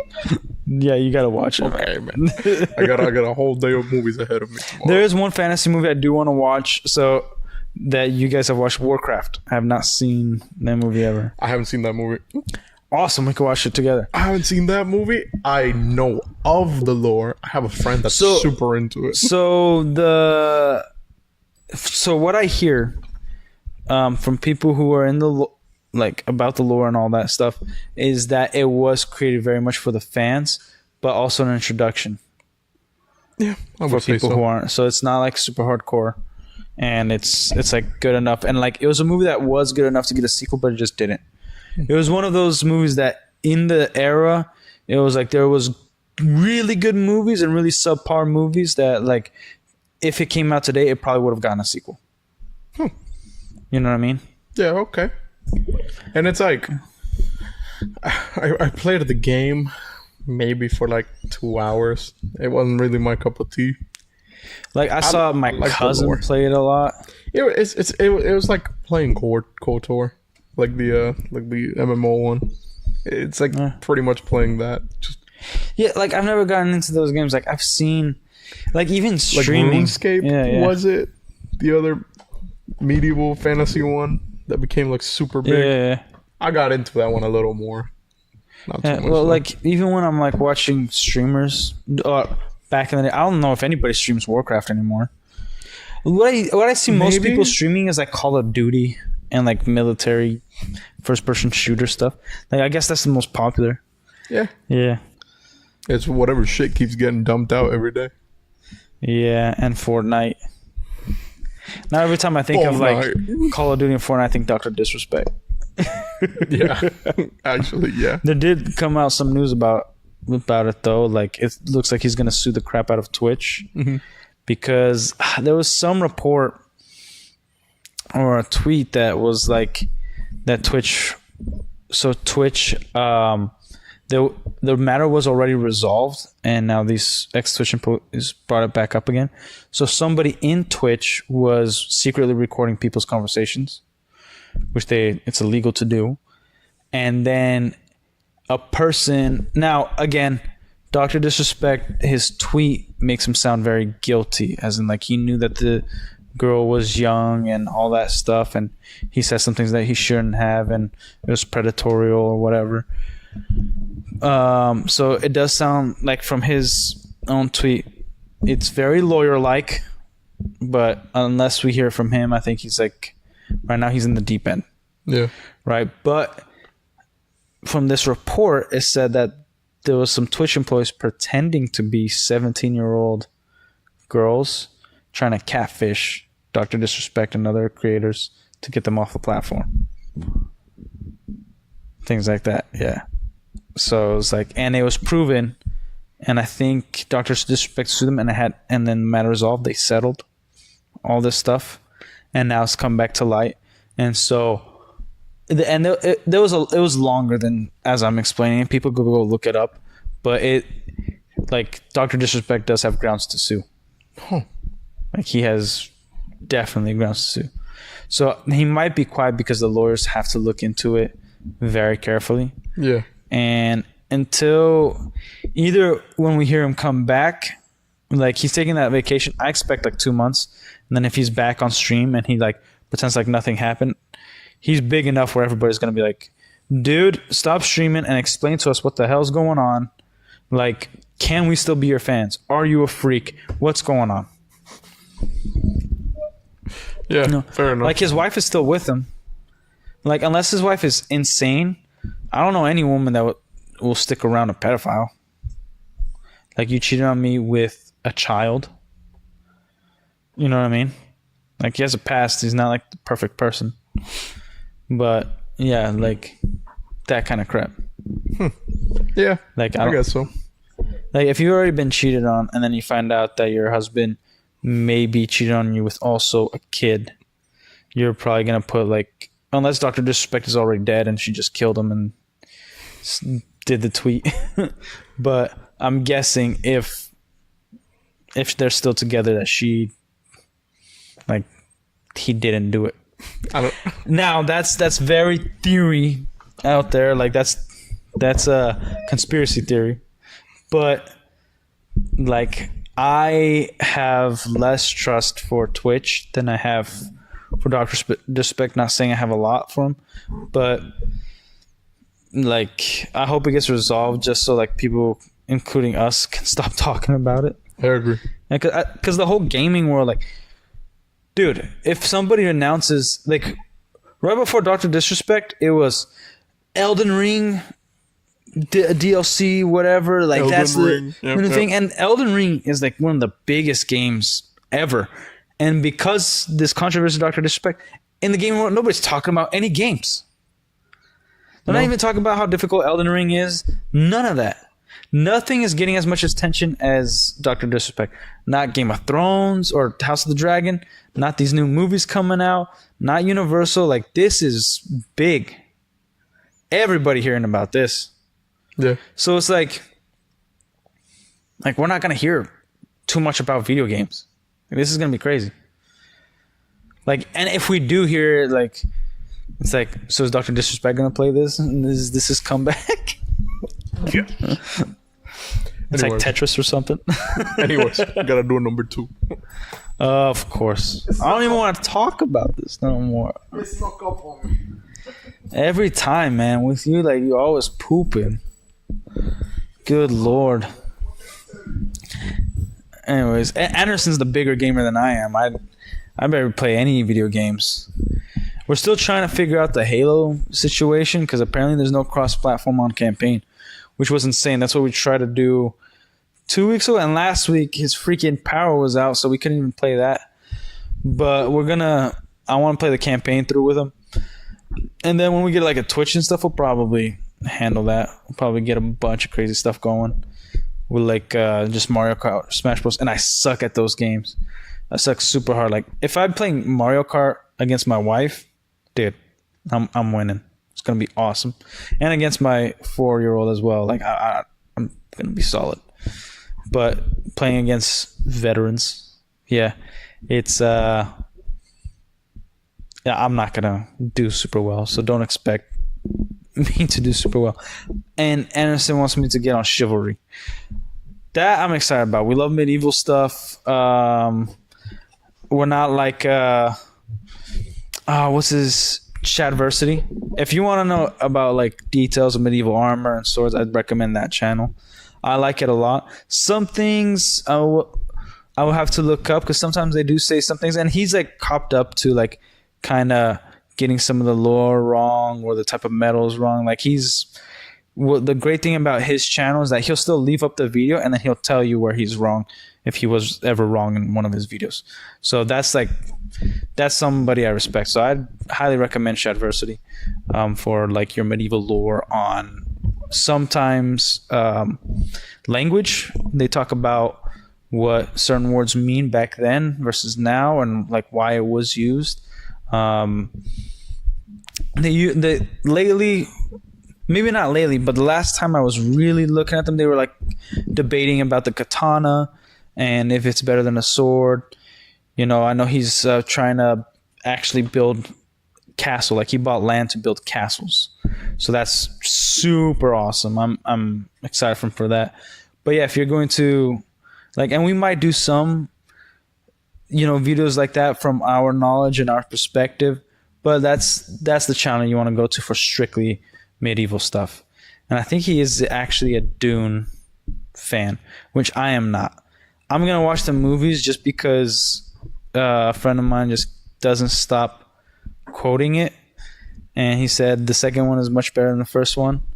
That's what he told me. I don't know. I'm not sure if I'm gonna watch Dune like in the near future because I got a lot of stuff going on. But I'll watch this weird House of the Dragon stuff. Like I like medieval and I love dragons. Now, our channel, what we want in the future, we do want to do videos. We want to make content reviewing products. Like, dude, we're at a Lego store. Like that's our job, and we're around Legos all the time. We love Legos. Now, I want to buy some Hot Toys, but they're expensive. I'm not rich, not even a little bit. But in the future, who knows? Yeah, like that's some of the plans we do have for the channel, The Last Relic. We still don't even have a name for this show that we do live. But yeah, the one thing that we're going to do is do reviews of like actual weaponry, swords. Now, we're figuring out the logistics of all that because I think YouTube isn't super friendly on actual weapons. But yeah. Oh, I did want to talk about something that we keep talking about. Superman. Apparently, that's reported to have like a bunch of cameos. Like Superman is apparently gonna have Supergirl, and we already got what is it? Mr. Terrific. That's like those three, and it's already pretty convoluted. I don't know why they keep putting cameos in. Like when I want to watch a Superman movie, I expect just to see Superman really, and then like maybe Supergirl in the third or fourth movie as an introduction, and then she gets her own movie. Like I'd be okay with that. Like maybe when Batman's already involved, but I wonder if they're adapting any comic and they're just gonna do their own thing. Because that was one thing of the Marvel movies, like the first movies, like Thor, Iron Man, Captain America. They stuck very well to like their origin in comics. Not perfect, but they stuck the landing to adaptation of a movie. And then their team up was very comic booky, the team up. And then they kind of did their own thing, but still an adaptation of like this comic. And it's like, it feels like the Superman movie, they're not adapting anything. They're just getting the character and the world and then just making their stuff. They're grabbing elements from what I can tell. I'm not sure if we're gonna get much Superman, like unless this movie's 3 hours long. Like I'm gonna watch even though I hate the freaking costume. And I've seen people like try to defend it, like, oh, everybody hated Zack Snyder's concept, but then Henry Cavill made it work. And when I like it, and I was among them, I didn't care for his suit in the beginning, but when the movie came out, as garbage as the movie was, I was like, okay, I could buy into it because of Henry Cavill. He looks like Superman. He somewhat acts like Superman, not entirely. That movie was pretty dumb in terms of character, but he still, carried himself like Superman, and it was very Kryptonian. Now this one doesn't look like it would be any form of Kryptonian-like suit from any adaptation. Maybe a little bit like the animated series, the very futuristic, like modern era look. But I don't think like Martha Kent wouldn't do that unless she just grabbed a motorcycle jacket and like did something to it. Like, is it a bulletproof suit? Is that why it's so baggy? I don't know. I know I ran about the suit a lot, but that's probably the most important thing of Superman, other than his character, like his look. Like that's the number thing everybody, like it's what you're gonna see. You're gonna have to see that the whole time. And I hope we see a lot of Superman and not Clark Kent. Like it's great seeing Clark Kent do Clark Kent things, but just like Batman, we got too much of Bruce Wayne in the Batman movies. Almost every Batman movie, we got too much of Bruce Wayne. Now, we did get a lot of Batman in the Batman with vampire dude, Robert Pattinson, the Twilight Fool. Still a crappy Batman. Still a crappy movie. I hate that stupid movie. Yeah, riding up until the final end, I'd give it a good 6.5. Maybe just solid 6. But I could give it a 6.5, and then if you add in the final part of it, I'd give it like a good 4.5, maybe 5. But I can't go past that. It's like that movie bothered the hell out of me. I'd probably even give it a lower score. I'm just trying to remember the things. I watched it once and I remember not liking it. I didn't even show it to my wife. And usually me and my wife watch everything together, but I was not going to watch the Batman with her. I wouldn't I love her too much to do that to her. I wouldn't do that. Man, like I don't know how we keep getting gutter balls on the Batman. It's very simple. Stop making a movie. Make a Batman TV show. Give him the trunks. Give him the blue cowl. You can even grow into just all black cowl, black symbol. But give us a little classic.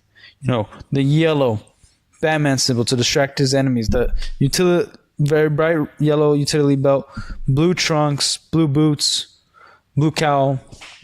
Like, that would be great. And then you can go into his villains, this rogue gallery, and after that, we could go lead into a movie. Maybe a season finale where like every season finale is a movie, and then it adapts to the Superman.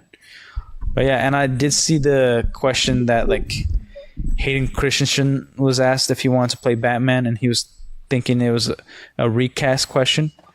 And apparently, Hayden, like, not Warner Bros., but some people have been like, hey, Hayden Christensen should play Batman. I don't think so. I like Hayden Christensen.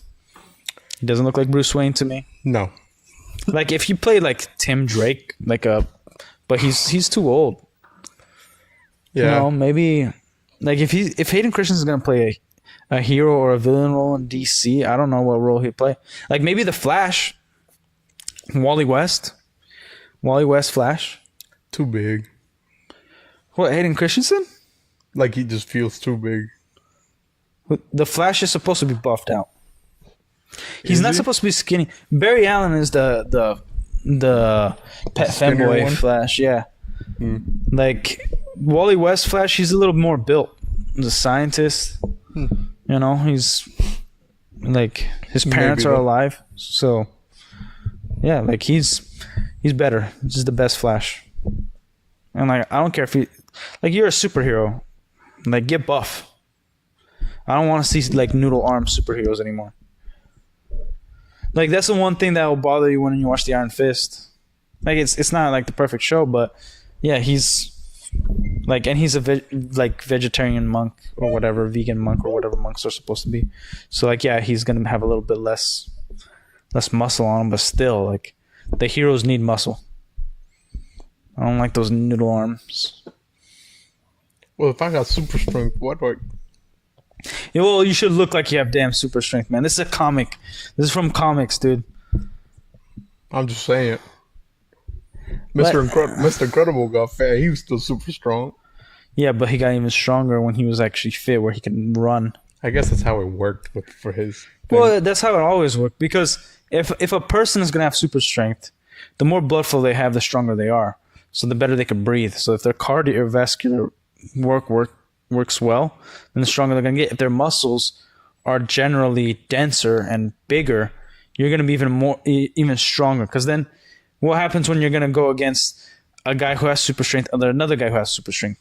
And if you're just going by their looks, the guy who's buffer is most likely going to be stronger. Even though they both got super strength. I guess so. You know what I mean? I guess so, yeah. I can see that. Like, and speaking of super strength, are you going to watch The Boys Season 5? Season 4? It's 4. 4, okay. And like, I have been are you even into it, or is like it's a casual thing? Like, you'll just find it when you're bored. I didn't read much of the comics. Like, I know about them, right? I watched season 1. I was like, okay, it's a pretty fun show. It's out there, but it's fun, I guess. Because to be honest, I don't know anybody who's like a diehard The Boys fan. Like, man, the show's gonna come out. I'm gonna watch it. Yeah. Every time it launches. Like, and then like second season was like, okay, cool, but like, okay, I guess. And then third season, Soldier Boy, best character in the entire show, gets introduced. Get rid of him that same season. Season 4 is like, okay, I'll watch it, I guess. Yeah. What do you think of Jensen Ackles playing Batman? Because apparently he's like a fan favorite to. I wouldn't say a fan favorite, but it's Batman? On the internet. Yeah. I can see it. I just can't hear it. Same.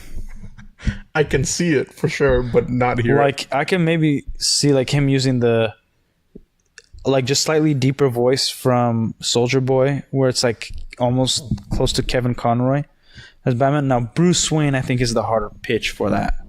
Agreed. I agree. Bruce Wayne would be the harder pitch. Because yeah, I haven't seen him without a beard in forever too. He loves his beard. Yeah, I haven't seen him take it off. Yeah, like funny enough, the guy who plays Sam in Supernatural, he would be a pretty decent Robin. Yeah, and he's tall as crap, so he'd be like Dick Grayson Robin. Like Nightwing. Yeah, Nightwing. Yeah. Yeah, easy. I can easily see that. Yeah. Yeah, and we could get a show of Batman and like the actor for Supernatural be Nightwing, and there's just flashbacks of Robin. Yeah. And like that kind of stuff, because it's like, all right, this should be for comic book fans. We've gotten Robin. We've even gotten Robin in cinema. Yeah. Batman, Robin, Batman Forever. I think Batman Forever, right? Yeah. Like, yeah, we've gotten enough of Robin. Like, that actor was great as Robin, and then we got sort of a Robin in The Dark Knight Rises, but not really. Yeah. And we got him in TV shows. We've got a ton of cartoons, Teen Titans. So, like, the same fans like us, we're watching the animated stuff along with the films. And I think Damian Wayne is a good replacement for a Robin. Like, I know it's a newer thing, but like, I think it would add some elements that we're not used to for Batman. Because say what you want about the New 52 series, the Batman run was pretty decent. Hated the Superman one, garbage. But the Batman run, pretty solid. Like, I think you should read it. Like, it's one of the newer comics for Batman, but newer. But I think it's a good introduction for you who likes a little bit more new art and things like that. And then you could go back and read some of the old school comics. Mm-hmm. But I think in New 52, it's kind of like right up your alley a little bit. And yeah, but I'm not a fan of his suit either in New 52 Batman. But like, the story it's pretty decent. It's like a good 6.5 out of 10. So if they could introduce Damian Wayne as Robin in like season 2 or 3, if they were gonna do a Batman series, then awesome. Get that guy from Supernatural as Dick Grayson, Nightwing, and you can even have Starfire, but not like Teen Titans looking Starfire, an actual real Starfire. Have you seen Teen Titans Starfire? It's just a black chick they like paint slightly red hair. She's not even orange. Oh, are you talking about the live action one? I thought you were talking about that. Had so much promise, and then freaking nothing. I thought you were talking about the animated one. I was like, what? Yeah, the animated teenagers. I would understand. No. There's an animated movie where Dick Grayson's already Nightwing, and he's like, I know. Gonna marry Starfire or whatever. Mm-hmm. Yeah. And like, dude, we don't need Harley Quinn anymore. I'm done with her. She was only an animated series thing. She wasn't like a comic book thing either. Put her in for the fans. Man, nobody's really a fan of hers. Like, they were a fan of Margaret Robbie. They're like, I'm a fan of her. It was more like, okay, Margaret Robbie showed her vagina on Wall Street. Is she gonna show her vagina as Harley Quinn or something? What? That's it. And then it was like, okay, cool, Brooklyn accent. Yeah, like, then we got a garbage movie, and then a second fun garbage movie. No, what? Yeah. You never seen Wolf of Wall Street? No. Oh, just full front. Spread eagle, man. You're a monster. You made those words up. I watched the movie. You made that up. Dude, the camera like literally goes in. It's like, you made that up. Watch the damn movie, man. No. Actually, you should watch it with your parents. No. I don't even know what the movie's about. Wolf of Wall Street, like, the guy, it's actually a true story. He committed fraud on Wall Street, selling stocks and stuff like pretty much didn't exist, became super rich, and the FBI got him. Shocks. And now he's out. Always gotta get involved. Yeah, I think he's been straight like ever since he got out. Yeah, like all I know is from him and Grant Cardone had some beef or something. But something like that. But yeah, like it's a true story about how like drugs kind of ended it all, and him not being careful and thinking he's the king of the world, and You know, he got very involved in that life. All this stuff. Like, it's Martin Scorsese is the director. Okay. And so it is a good film. Yeah. Like, if you can get some film like that's, I don't know, edited, be better. But yeah, it's one of the movies that cusses a ton. Like Once Upon a Time in Hollywood. Worse. Yeah, like to a level of uncomfortable. You're like, they don't have any other vocabulary, do they? These guys are not very smart. Who came up with this shit? But yeah, like Jonah Hill, for me, stole the show of that movie. Leonardo DiCaprio did a great job, but Jonah Hill stole the show. It's freaking awesome. Oh, the guy that plays the Punisher's in it. He has a handlebar mustache like that. Wait, so who's the actor who plays Harley Quinn?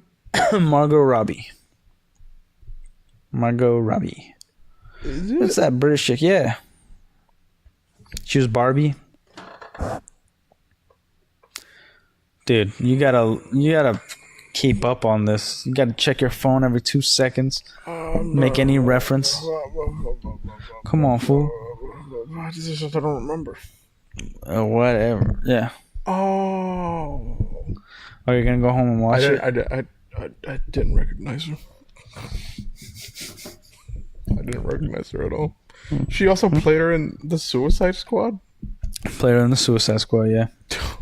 Both movies. I will be honest with you. I did not give two shits about Harley Quinn. I don't give two shits about like, Harley who cares?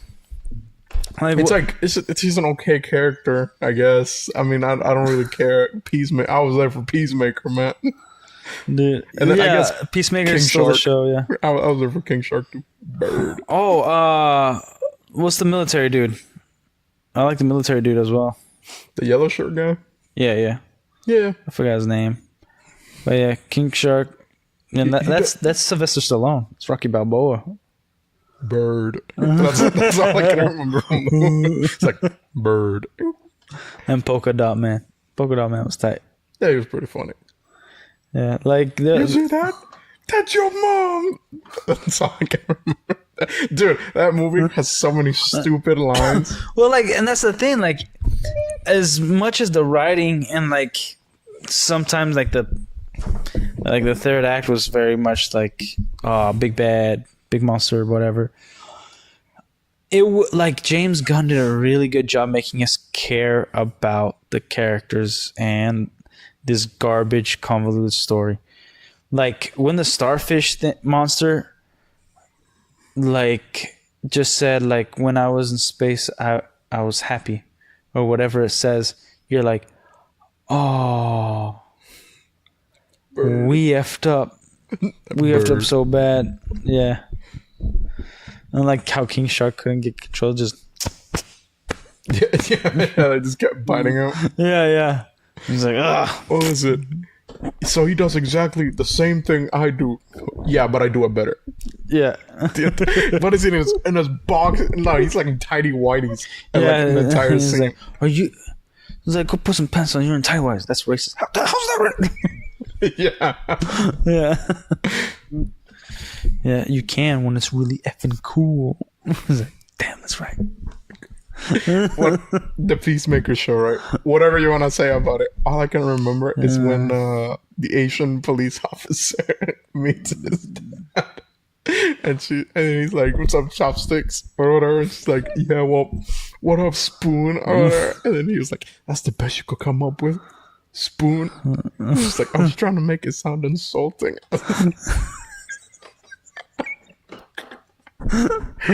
Okay. The whole white dragon subplot, dude. Totally. I'm probably never gonna watch that show again. Well, like, here's the thing. You watched it? Yeah, I watched it. I was there for that show. Was so funny to me. Oh, and the Justice League show up at the end. Yeah. It's like you guys are late or whatever, and he starts shit talking again. Isn't that one like Aquaman? Like they confirmed that he F's fish. Yeah. It's like, come on, what the hell? So, like, that's okay. That's the thing that's still to this day. Like, okay, James Gunn was in charge of that project, right? Zack Snyderverse, but he put his wife in it. He put like Peacemaker Yeah, the Suicide Squad. Yeah. And the Peacemaker show, he was involved in that. And so it's like, okay, Warner Brothers also didn't fire Ezra Miller as Flash. All this stuff. Everybody's there except for Ben Affleck and Henry Cavill. Beat another woman. Yeah, and so what are we getting with this Superman thing, dude? Supergirl's supposed to be in it, apparently. Like, she's supposed to be a character in there. We got Mr. Terrific. We got a bunch of other freaking characters coming in. We got also Lex Luthor. Like, what are we getting here, man? It's like Ezra Miller's contract is for every woman you beat, we add like 5 more years to your contract. Just on a rampage. What did you say? I'm immortal. But dude, like, I don't know, man. Like, I think, to be honest, I'd probably have more hope for the Superman movie if they're like clean house. Like, okay, Gal Gadot's not Wonder Woman, Jason Momoa is not Aquaman, Ezra Miller is not Flash. Blah blah blah blah blah. A whole new thing, because we still don't have that. We still don't have a freaking confirmation that this is an actual brand new universe. We just have new Superman, new universe, but not brand new. Like, not like full reboot. All actors before that was in DC are not involved in these projects. Wouldn't it be funny as hell if that whole thing that happens at the end of the Flash movie, where he's like supposed to be back doing his universe, but it's different, and that's just the new Superman now. So that's one of the reasons where I'm like, so what the hell is this? Ezra Miller. Who else has played Flash? I don't know the actors' names, but yeah, exactly. There's nobody as recognizable as Ezra Miller. It's only because he beats women. For sport, okay. Oh, the guy who played Lex Luthor in Smallville. He plays the Wally West Flash in the animated series. Yeah, but does he beat women? No. Or a pregnant lady in an airport? No. No, so that's the only way to, like... That's the audition. Got a pretty pregnant woman at the airport. I'm on the Flash now. I'm on the Flash. Put me in, coach. How well can you beat this pregnant woman? It would make sense if you actually beat pregnant women in the movies. And if he didn't run like a freaking retard. Man, remind me. That whole pregnant woman thing is he beat one, then another one tried to intervene. He beat her. Yeah. Put her in a chokehold. And then their husband, right? Yeah. And he also fought him too? Oh, yeah. He was on crack or something. Like, he just kept going, dude. It's like the, from 2016. Yeah, the dude who was, like, cracked out, who broke into a Target. And police officer, he went to the toy section, he grabbed, like, one of those toy plastic lightsabers. And then the police officers kept shooting tasers at him, and he kept deflecting them with the lightsaber. Oh, yeah, the black guy? Yeah. And, like, there was, like, a billion memes, like with Matrix, like, he's the one. He deflected 3 shots before getting hit the last time. Which, crazy ratio right there. Dude, full-blown Jedi. That's awesome. Dude, that guy should have played Finn. Real life Jedi here, man. Dude, F the sequels, man. Should have rolled out the red carpet for him. Should have never got the sequels. That's what should have happened. But man, ugh. I don't know, dude. I was ranting on about, like, Batman needs a TV show instead of a movie, and then, like, the season finale of every season could be a movie. That's not like every time you bring up anything DC. Well, like, dude, that's what we need. I think we need a Killer Croc. An actual good one. Yeah. That's it. So that would be in the the Batman TV show. Make him fight Superman. You can make him fight Superman, it's fine, but Superman will wipe the floor. Yeah. Like, maybe if you fought Gorilla Grodd with Killer Croc. Make him fight Bane. Nah, Bane would lose against Superman. I was still talking about Killer Croc. Yeah, it'd be okay. Villains fighting villains. Again, TV show. Man, how strong is Gorilla Grodd supposed to be? Is he just an actual gorilla? he's extremely intelligent. Like he's smarter than most, like almost all beings. I think, other than Lex Luthor, maybe even smarter. I'm not sure. Like he has, I think, somewhat of telekinetic powers, or he needs like a device for focus. So is he weaker than Bane, or is he stronger than Bane? Oh, he's probably stronger. Yeah. Even on Venom? Even on Venom, yeah, probably. Yeah. What was this fucking meme? There's even like a whole gorilla society, man. Just this fucking meme I saw. And it was like, why doesn't Lex Luthor just inject liquid kryptonite into his and rape him? And rape Superman? Oh, my favorite tweet was like, name your 4 favorite in order live action Jokers. And then you see like Heath Ledger, Joaquin Phoenix. The Jared Leto? Yeah, and then Jared Leto's like, there's actually 5, but F me, I guess. And then somebody comments like, yeah, F you. F you, Jared Leto. Oh. Dude, like what? All the memes is what makes the community, man. The memes is what makes the community. Dude. I actually sometimes can't wait for the Superman movie to come out because, like, how much of a disaster is this thing going to be? Hopefully. I have zero hopes for it. I will be, like, I'm not going to... If it's a good movie, I'm not going to, like, start hating on it. I'm still probably most likely going to hate that costume, though.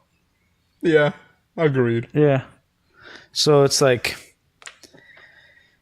All right, no matter how good this movie is going to be, you're still giving me a garbage costume. And, like, they could do the Captain America thing where they keep improving on it per movie. You know, and say, okay. You know what his costume reminded me of? One of the versions homosexuality? of Ultraman. Of Ultraman? Not the fucking...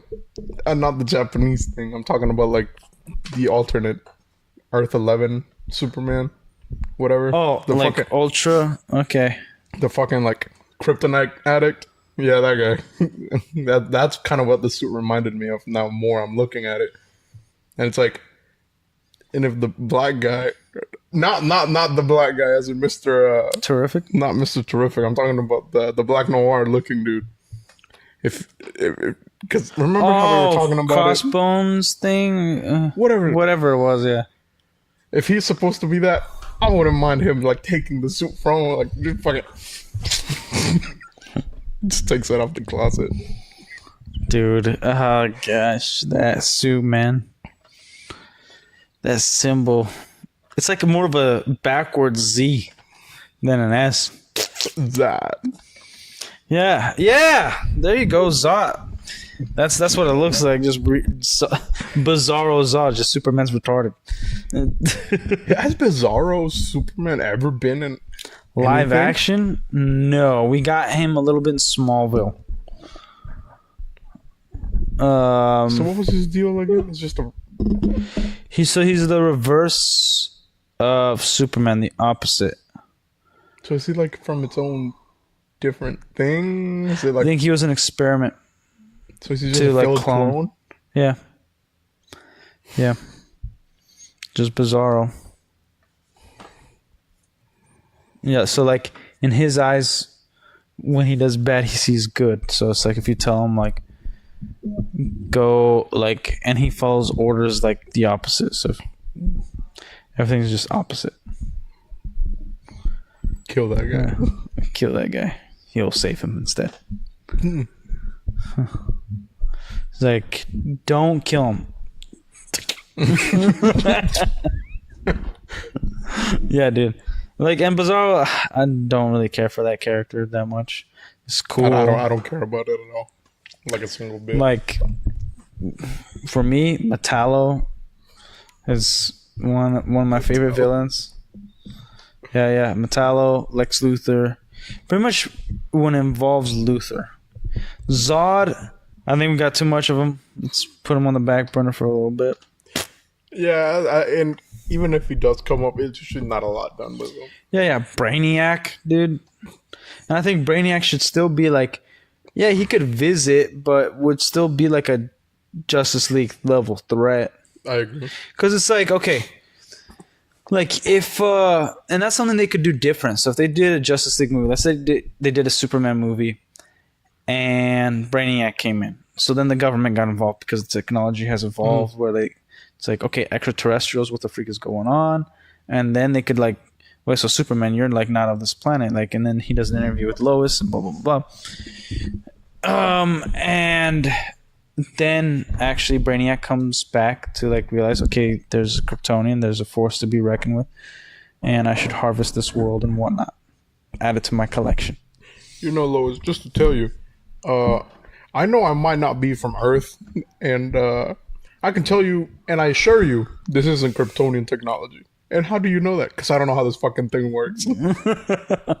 Oh, because he destroyed my planet. I've always preferred that storyline more than like the Brainiac just like, oh, he just collects information and Krypton was destroyed just from lack of resources. Yeah. Like Brainiac sabotaged it. So yeah, they depleted its resources and things like that, harvested too much, didn't take care of the planet because their technology was so advanced and all this stuff. But they could have, if they caught it in the beginning, or at least earlier, they could have reversed it. But Brainiac made sure that they didn't see that up to the point where like hours too late, like hours before its destruction, and he sped up the destruction. Yeah. And so every planet he goes to, he's like kind of devouring it a little bit. Mm-hmm. So I've always liked when Brainiac was a little bit more involved into like this robotic alien thing. Yeah, I agree. Yeah. Yeah. So like, I think that I might be missing a few, but to me, some of my favorite villains is Lex Luthor, Metallo, and Brainiac. Just as a regular Superman villain. And then like Gorilla Grodd was a Flash villain that later became a Justice League villain. But yeah,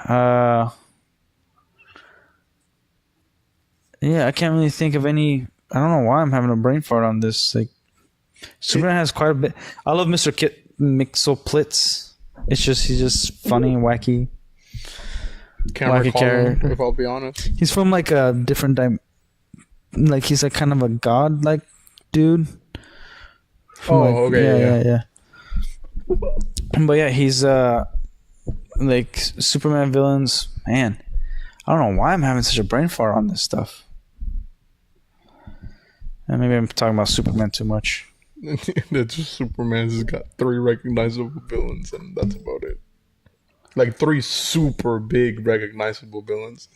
Well, that's the thing. I think a lot of people don't even recognize Metallo that much. Yeah, man. It's just a robot with a piece of kryptonite in his and it freaking works. Okay. It's just a Terminator. Yeah, a Terminator with kryptonite. Yeah. That's what I want. You don't want to see Superman go against a Terminator with kryptonite? Not in live action. Second that kryptonite out his chest is over. Nah, there could be some things.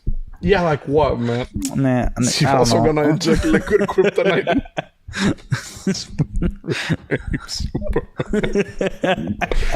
That would be devastating to see for the world. They could start doing like. Do you remember those movies like the superhero movie where it was just making fun of like 300 Spider-Man? They could do some of those movies and actually have like the kryptonite dick. the kryptonite rape scene. That would be wild to talk about ever. To anyone, to anything.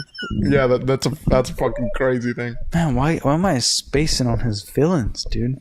Oh, I was about to say, why am I spacing on the race? Well, like Darkseid, I guess, is his villain, but not really. It's Justice League villain. I thought Doomsday was more of his villain. There's Doomsday, but Doomsday's like he's just like a monster. There's no depth to that character. I guess the government is Superman's villain. Yeah. Yeah. Amanda Waller. All that. I thought Amanda was more of a Batman thing. No, it's just they have more interactions. It was just right next to you too. Man, why don't you just kill it? It's a mosquito. I hate mosquitoes. I'm not touching that thing. It doesn't look like no damn mosquito. Kill it, man. It is a mosquito. But yeah, man, I need to brush up on my Superman knowledge. Or maybe it's just late, dude. I'm tired. Yeah, it's almost 11. Like, damn, freaking Eddie just staying here till like, I got a ride. Right. The hell you don't? Hour late. If you see this, Eddie. What if I just left? Like, what if we just left? Like, oh, you got a ride? Oh, yeah. They're about to be here. If we can just chilling outside in the heat. I would hate that. No, man, but I don't know. I'm excited for the new monster stuff that's gonna come out. Yeah, 100%. And granted, the only trailer we got of monster films is Nosferatu, but that's a pretty good start. Like, if you guys watch the trailer, like that whole hand coming over like the freaking the town, the city or whatever, and then crazy. Like William Dafoe just in the trailer, his acting phenomenal, just sublime. Sorry. So if Nosferatu's bound to be the vampire, we need another Wolfman. Whatever the creature, Black Lagoon, nigga. We need that guy. Dr. Jekyll, Mr. Hyde. Mr. Hyde's more like. Dude, they could do it. They could do a pretty good job with it, because like that's a very intriguing story. If they did him instead of like Frankenstein, like, I would agree. Like, think about it this way: if you're following Dr. Jekyll, right, and it's more like they could even what they could do. They could give us the Hulk. No, they could give us a film. It could be one of those films where, like, it would have to be very sneaky. They would have to trick the world to be like, this isn't Dr. Jekyll, Mr. Hyde. They could give us a different title of the movie, make this character we follow, never give us his name, only like towards like the middle of the movie, where like this doctor's always involved in some tragedy, something horrible going on in this town or whatever. And then later on in the movie, we find out it's Dr. Jekyll. And then everybody knows, oh man, the monster's within him. And like, he's been experimenting on himself and all that stuff. Like, that could be a possibility where like we're following Dr. Jekyll. And like the Dr. Jekyll and Mr. Hyde thing is like somewhat of an allegory to the darkness within ourselves. Like the ability of what we can do, and we decide not to do it. But what happens when we're pushed to that limit? Yeah. You know, like there's a lot of intrigue in that, but like it doesn't have to be the first one. I think this, like the Creature of the Black Lagoon is probably one that we should get right off the bat after this one. Now, if they want to still lean into the vampire stuff, we could have something like Dracula. Yeah, I agree. But like, I would like to see a Vladimir the Tempest, like very accurate to Vladimir the Tempest Dracula as he was in history, and then put the fantastical stuff, along the way as he's impaling and things like that. And like they trap him into his castle. Because then it's like, because we never get a Dracula origin story. It's like, okay, you guys know what Dracula is. Here's Dracula. He lives in a castle. Well, the majority of the time, he kind of makes a deal with the devil. Yeah, but like the history of Vladimir Dracula kind of makes Dracula, as we know it, look like a pet femboy. Like where he, like they make him. Vladimir from history makes Dracula look weak. So if you add both elements, it's not like the majority of the movies that have Dracula and he does much either. Well, it's not like, okay, like you never get to see the Dracula true Untold. They do get a little bit, right, but he's impaling people after he's Dracula, things like that. So Dracula Untold we get a little bit, but he's too humanized, I think, in Dracula Untold, right? Like, we should get like a dark, evil creature that we're following. I guess. Like, that's what we should be getting. Yeah. Like, if you've seen Bram Stoker's Dracula, not a perfect movie, but like, you get what they were trying to do, and it's a great watch. It is. They take their liberties. They're very creative about it. Boom. And also for you, boobies. Yeah, Bram Stoker's Dracula, you'll love that. I'm more of a werewolf fan. Well, for instance, he can only go where the dirt of his land. So there's like more lore to it. So he actually, like, for him to travel, he packs like sod and stuff from where he's from around his castle so that he can actually like sleep and live in other places. So he actually like carry this stuff. He can't like just be anywhere all the time. Like there's other things in the lore. Yeah, there's limitations to him. Yeah, there's a lot of stuff to him. And the one who plays Dracula is the guy who plays Commissioner Gordon in Batman Begins. The Christian Bale, Commissioner Gordon. He does a really good job. And you're following Keanu Reeves as the main guy. Huh. Yeah. So, like I say give it a watch. But like, okay, if we follow Dracula, right? So let's say they do Dracula and that right after. I think they should do Frankenstein's monster. Yeah. Because like, and then if you're gonna do like close to the Van Helsing thing where Dracula's trying to get Frankenstein, because like you're gonna try to connect the two. I really like that whole Dracula can't sire children without the Frankenstein's monster. Right. He's technically creating life. Yeah, He's kind of dead. And I don't really need them to like do a time jump all the way to modern times like they were gonna do with Dracula Untold. Like I want to keep it in those times. Yeah, you know what I mean. Middle Ages. Yeah, okay. Yeah. And then the Wolfman. I need a werewolf that's like actually terrifying. You gotta watch the Wolfman, like, dude. Like I like the whole like, it's still a dude, but he's got like wolf things. You want Van Helsing Wolfman? Like I want an actual animal going after me. Yeah. No, like I'd say the Wolfman is very much like, dude, there's terrifying. Have you ever seen the trailer? Oh, after the stream, I'm showing you the damn trailer. It is awesome. Like just the trailer itself. Like even if we were gonna do Van Helsing 2, and he was like maybe North America, there's a hell of a lot of scary cryptids out here that seem feasible for him to hunt. Like no, and like I don't know how much Universal has in terms of properties. That's the thing we have to think about too. The majority of monsters here in North America don't really belong to much properties because nobody really does anything with them. Yeah, I know, but except like the Yeti and like Bigfoot, I guess people do shit with them all the time. Yeah, but like like there's the Chupacabra, and then like I things always like had that. mixed feelings about the Chupacabra. It's like it has like potential to be something pretty good, and then not at the same time. Like my favorite depiction of him is in the stupid Scooby-Doo movie. Favorite design for the Chupacabra. I know there's like another movie that has it.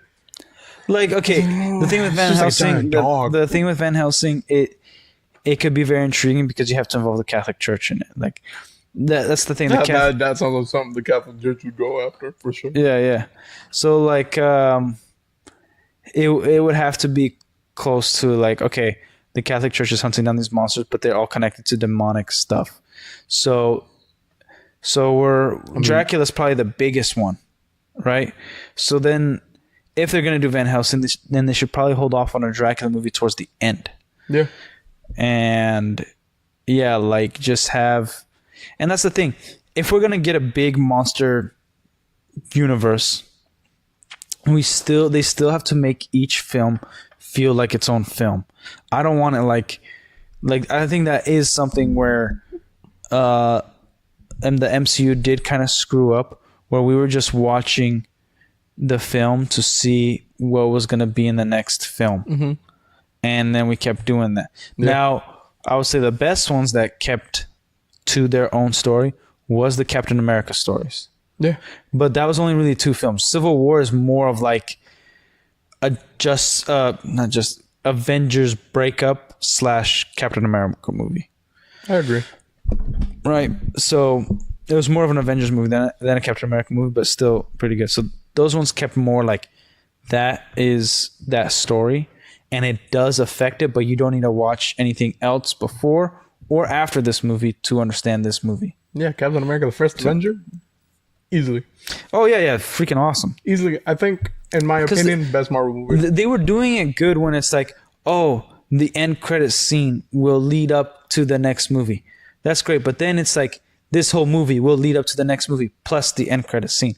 That was the problem that they fell in. So if they keep the monster movies as in like their thing, a little grounded to their respective territory, make them a little spread out. Like, you know, Van Helsing in the beginning of the movie, he's hunting Mr. Hyde. Yeah. Right? And, you know, there's that whole thing. And then I don't know if there's other creatures, but he's like wanted and things like that. Like, it's already established that he's well known. Like, we don't. Oh, and just like most people in the universe, we the audience were along the same like knowledge. Like, we don't know much Van Helsing, and then we find out Van Helsing doesn't know about himself that much either. Yeah. You know, so like that was some great lore.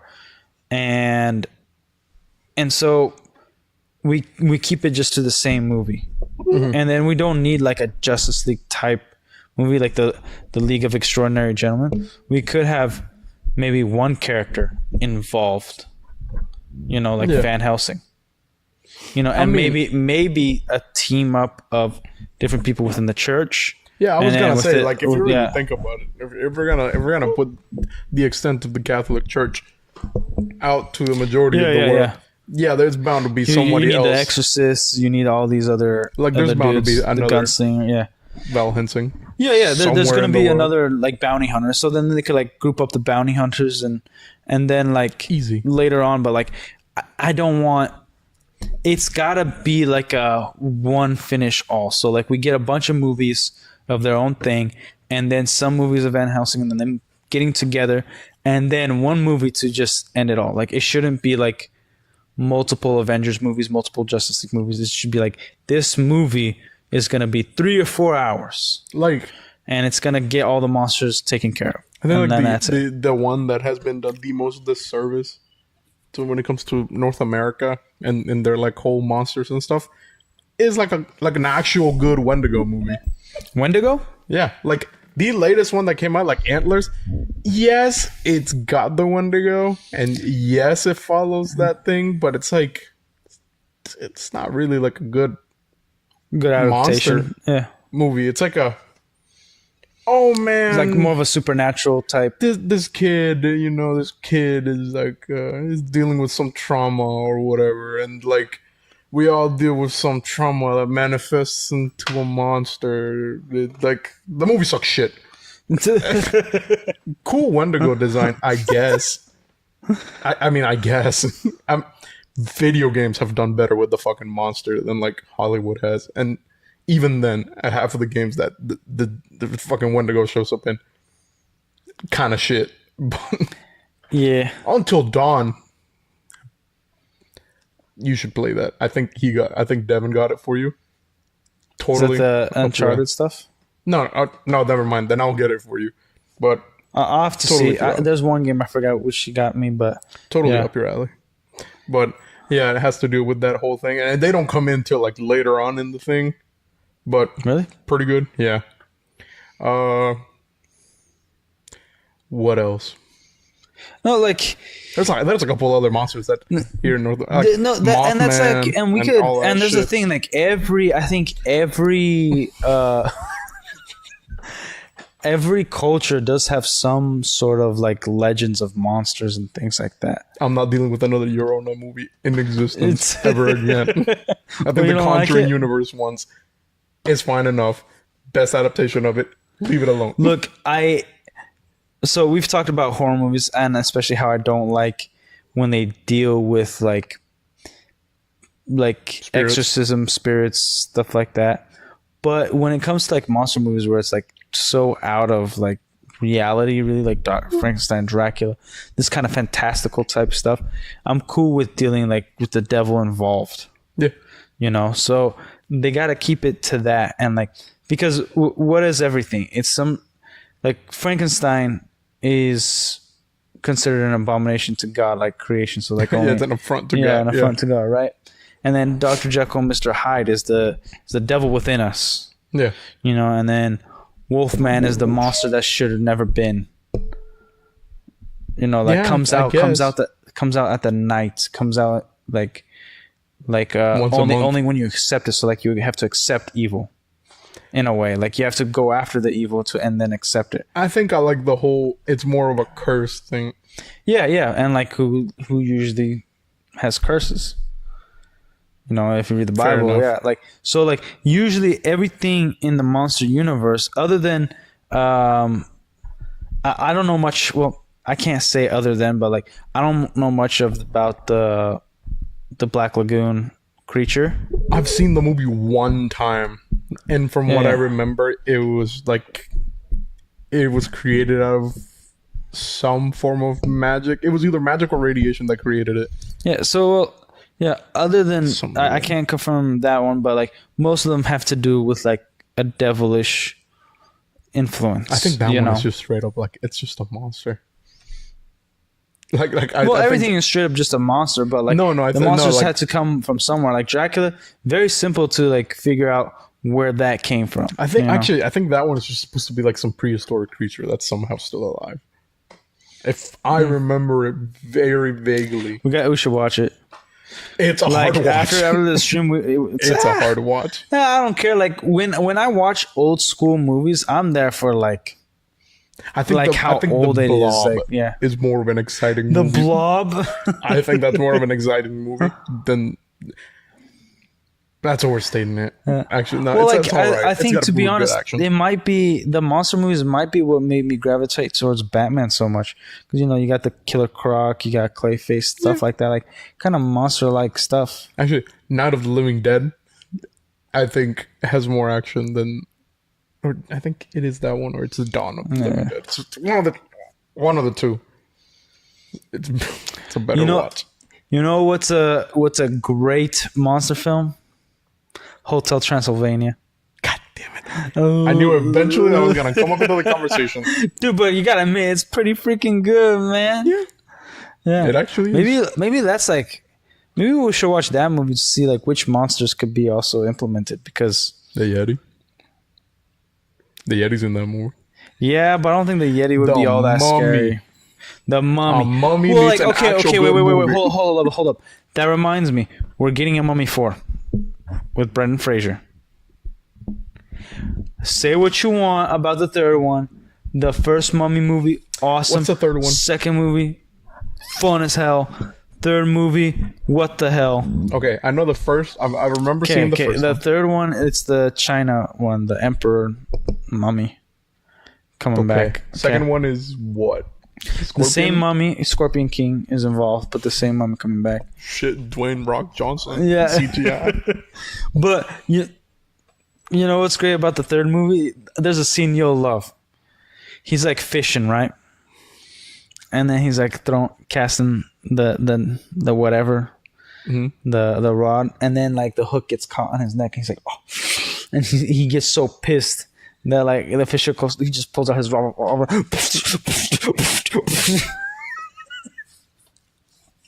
Just that's right. And I'm like, oh man, like unfortunately they recasted the one chick, which for some reason I don't know why they did that terrible choice. They need to bring her back for the fourth Mummy movie for sure, and then Brendan Fraser needs to get freaking buffed out. But yeah, dude, like I love him in the Mummy movies, freaking awesome. Yeah, like dude, the Mummy needs to be more whimsical. Just as it was the Mummy 1 and 2. It needs to be like that. Yeah. You know, your comic relief, but the seriousness. Oh my god. Yeah. I don't know if it was a thing used when you were a kid here. There was this website to read books. It's called Myon. I don't know if you ever went on it. Never heard of it. No. They had this book series, right? I can't remember what the publisher was, but it was pitting up monsters against each other, and it would like rate them and give you like entire like lore dumps on the monsters, right? But it was children's book, not really. It was more like teenager books, and I think one of them was the Mummy against like zombies, and it's like that sounds pretty feasible. They're both undead. You know, one uses magic, one is just an unending horde of stuff. I guess. Yeah, and pretty well thought out stories. It was werewolves against vampires in one of them, which tale as old as time, I guess. It's like the only two things you can pit against each other that are like somewhat within same strength physically, I guess. Yeah, that sounds pretty good. And I'd watch it or read it. They're super short. Your kid definitely would enjoy them. They also have like, I think they also had a dinosaur line and then something else, but definitely well written, good art for them, and it's just like books that I enjoyed as a kid, and I think that also brings the love of like monsters everywhere. Like no matter how old you are, there's a monster movie for you to enjoy. Because also I don't know what it is. Like when we're kids, like we just conjure up a monster in our head. Like there's a monster in our head. I know the most the scariest monster to me as a kid was the werewolf. Like forever. And dude, the scariest monster to me was just a midget. A midget like running after me like a dog. A midget? Like dude, like pardon my language, but the little watermelon headed things. Yeah. Those? No, but not exactly like a midget, just small things. Like whenever I had a dream with the dog, the things that scared me most was like if a chihuahua was chasing me or like a little creature. Because like a big thing, I'm like, oh, okay, I could tell, I could try to hide. Oh my God. Like a little thing is like, yes. Like those weird little fairy things in Hellboy. No, sort of. The creepiest one was the poltergeist. There was those like little creatures coming out of the freaking tree. Yeah, that terrified I can't remember me, dude. If it was Pam's Labyrinth, but there's like it's like a weird little fairy thing that gets eaten by a toad. I can't remember if it's that movie or whatever. Might have been Pan's Labyrinth. That's insane. The frog toad thing was kind of scared me. I was like, I don't know what it was, but it scared me. Dude, yeah, like, and that's the thing, like, dragons, all that stuff, like, not as scary as the monsters. Whatever can go in your house, dude. My mom would make up these crazy stories for us to go to bed, or like to do what she wanted us to do. Like, for instance, to this day, I cannot go to sleep without wrapping the blankets around my feet. Yeah. Dude, like stuff like she would be like, okay, every night there's a man that looks into the window and he checks, and he usually only goes after kids. Mm-hmm. And he looks for feet. He loves feet. He hungers for it. And he peeks in. And if your feet are outside the covers, he starts eating at them. And I would usually tell my mom, but Mom, I would feel it. I would wake up and like kick him. It's like, no. His teeth are smooth. You can't feel them. So then you'll just wake up and your feet are gone. Damn. Just bones. That's fucking crazy. And then I'd be like, oh. I think it was easier for my parents to sell me on stories like that because we lived at the countryside. Yeah, you gotta avoid, dude. Like you're gonna see things. Like I remember one time, right? There's this like urban legend in El Salvador. It's just called El Cadejo, right? It's just big dog. There's two of them, or whatever. But cutting it short, it's just a giant dog, right? That's supposed to be somewhat interpretation of the devil or whatever. Or at least that version of it. It used to terrify me as a kid, right? So then there was a lot of stray dogs in my neighborhood. But there was one in specific that I remember vividly sounded much different than the rest. It was super late at night. I stayed up playing on my Game Boy. I was playing Pokemon, right? I was just fucking going ham. Window open. Breeze flowing, right? Moon. Like literally, straight up, I could be making this shit up on how it looked, right? Little foggy outside or whatever. And my dogs start going crazy. I was like, oh, okay. So I look out the window and I swear I could see two eyes in the fog looking at me from like an animal. Oh my gosh, and dude. I remember being vividly terrified. And that I think contributed to it. Because when we used to come home, right, from my grandma's house, I had to open a gate to be able to let the car inside.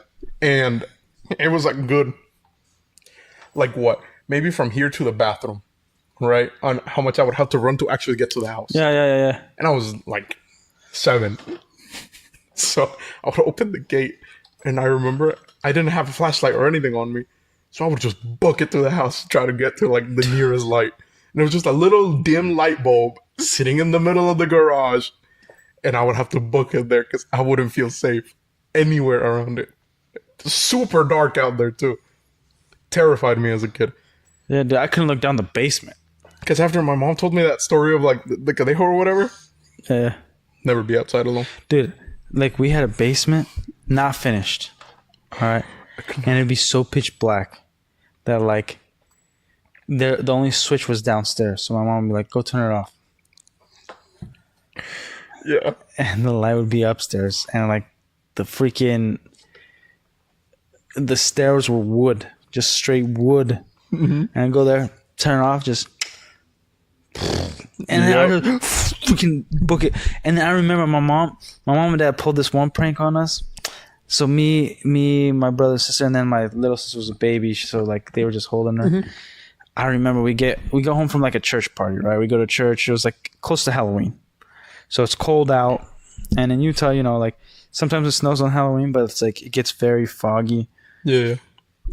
Cold out. And we get home. And so then like, okay, you guys go open the door. A friend of my parents had a Chewbacca costume.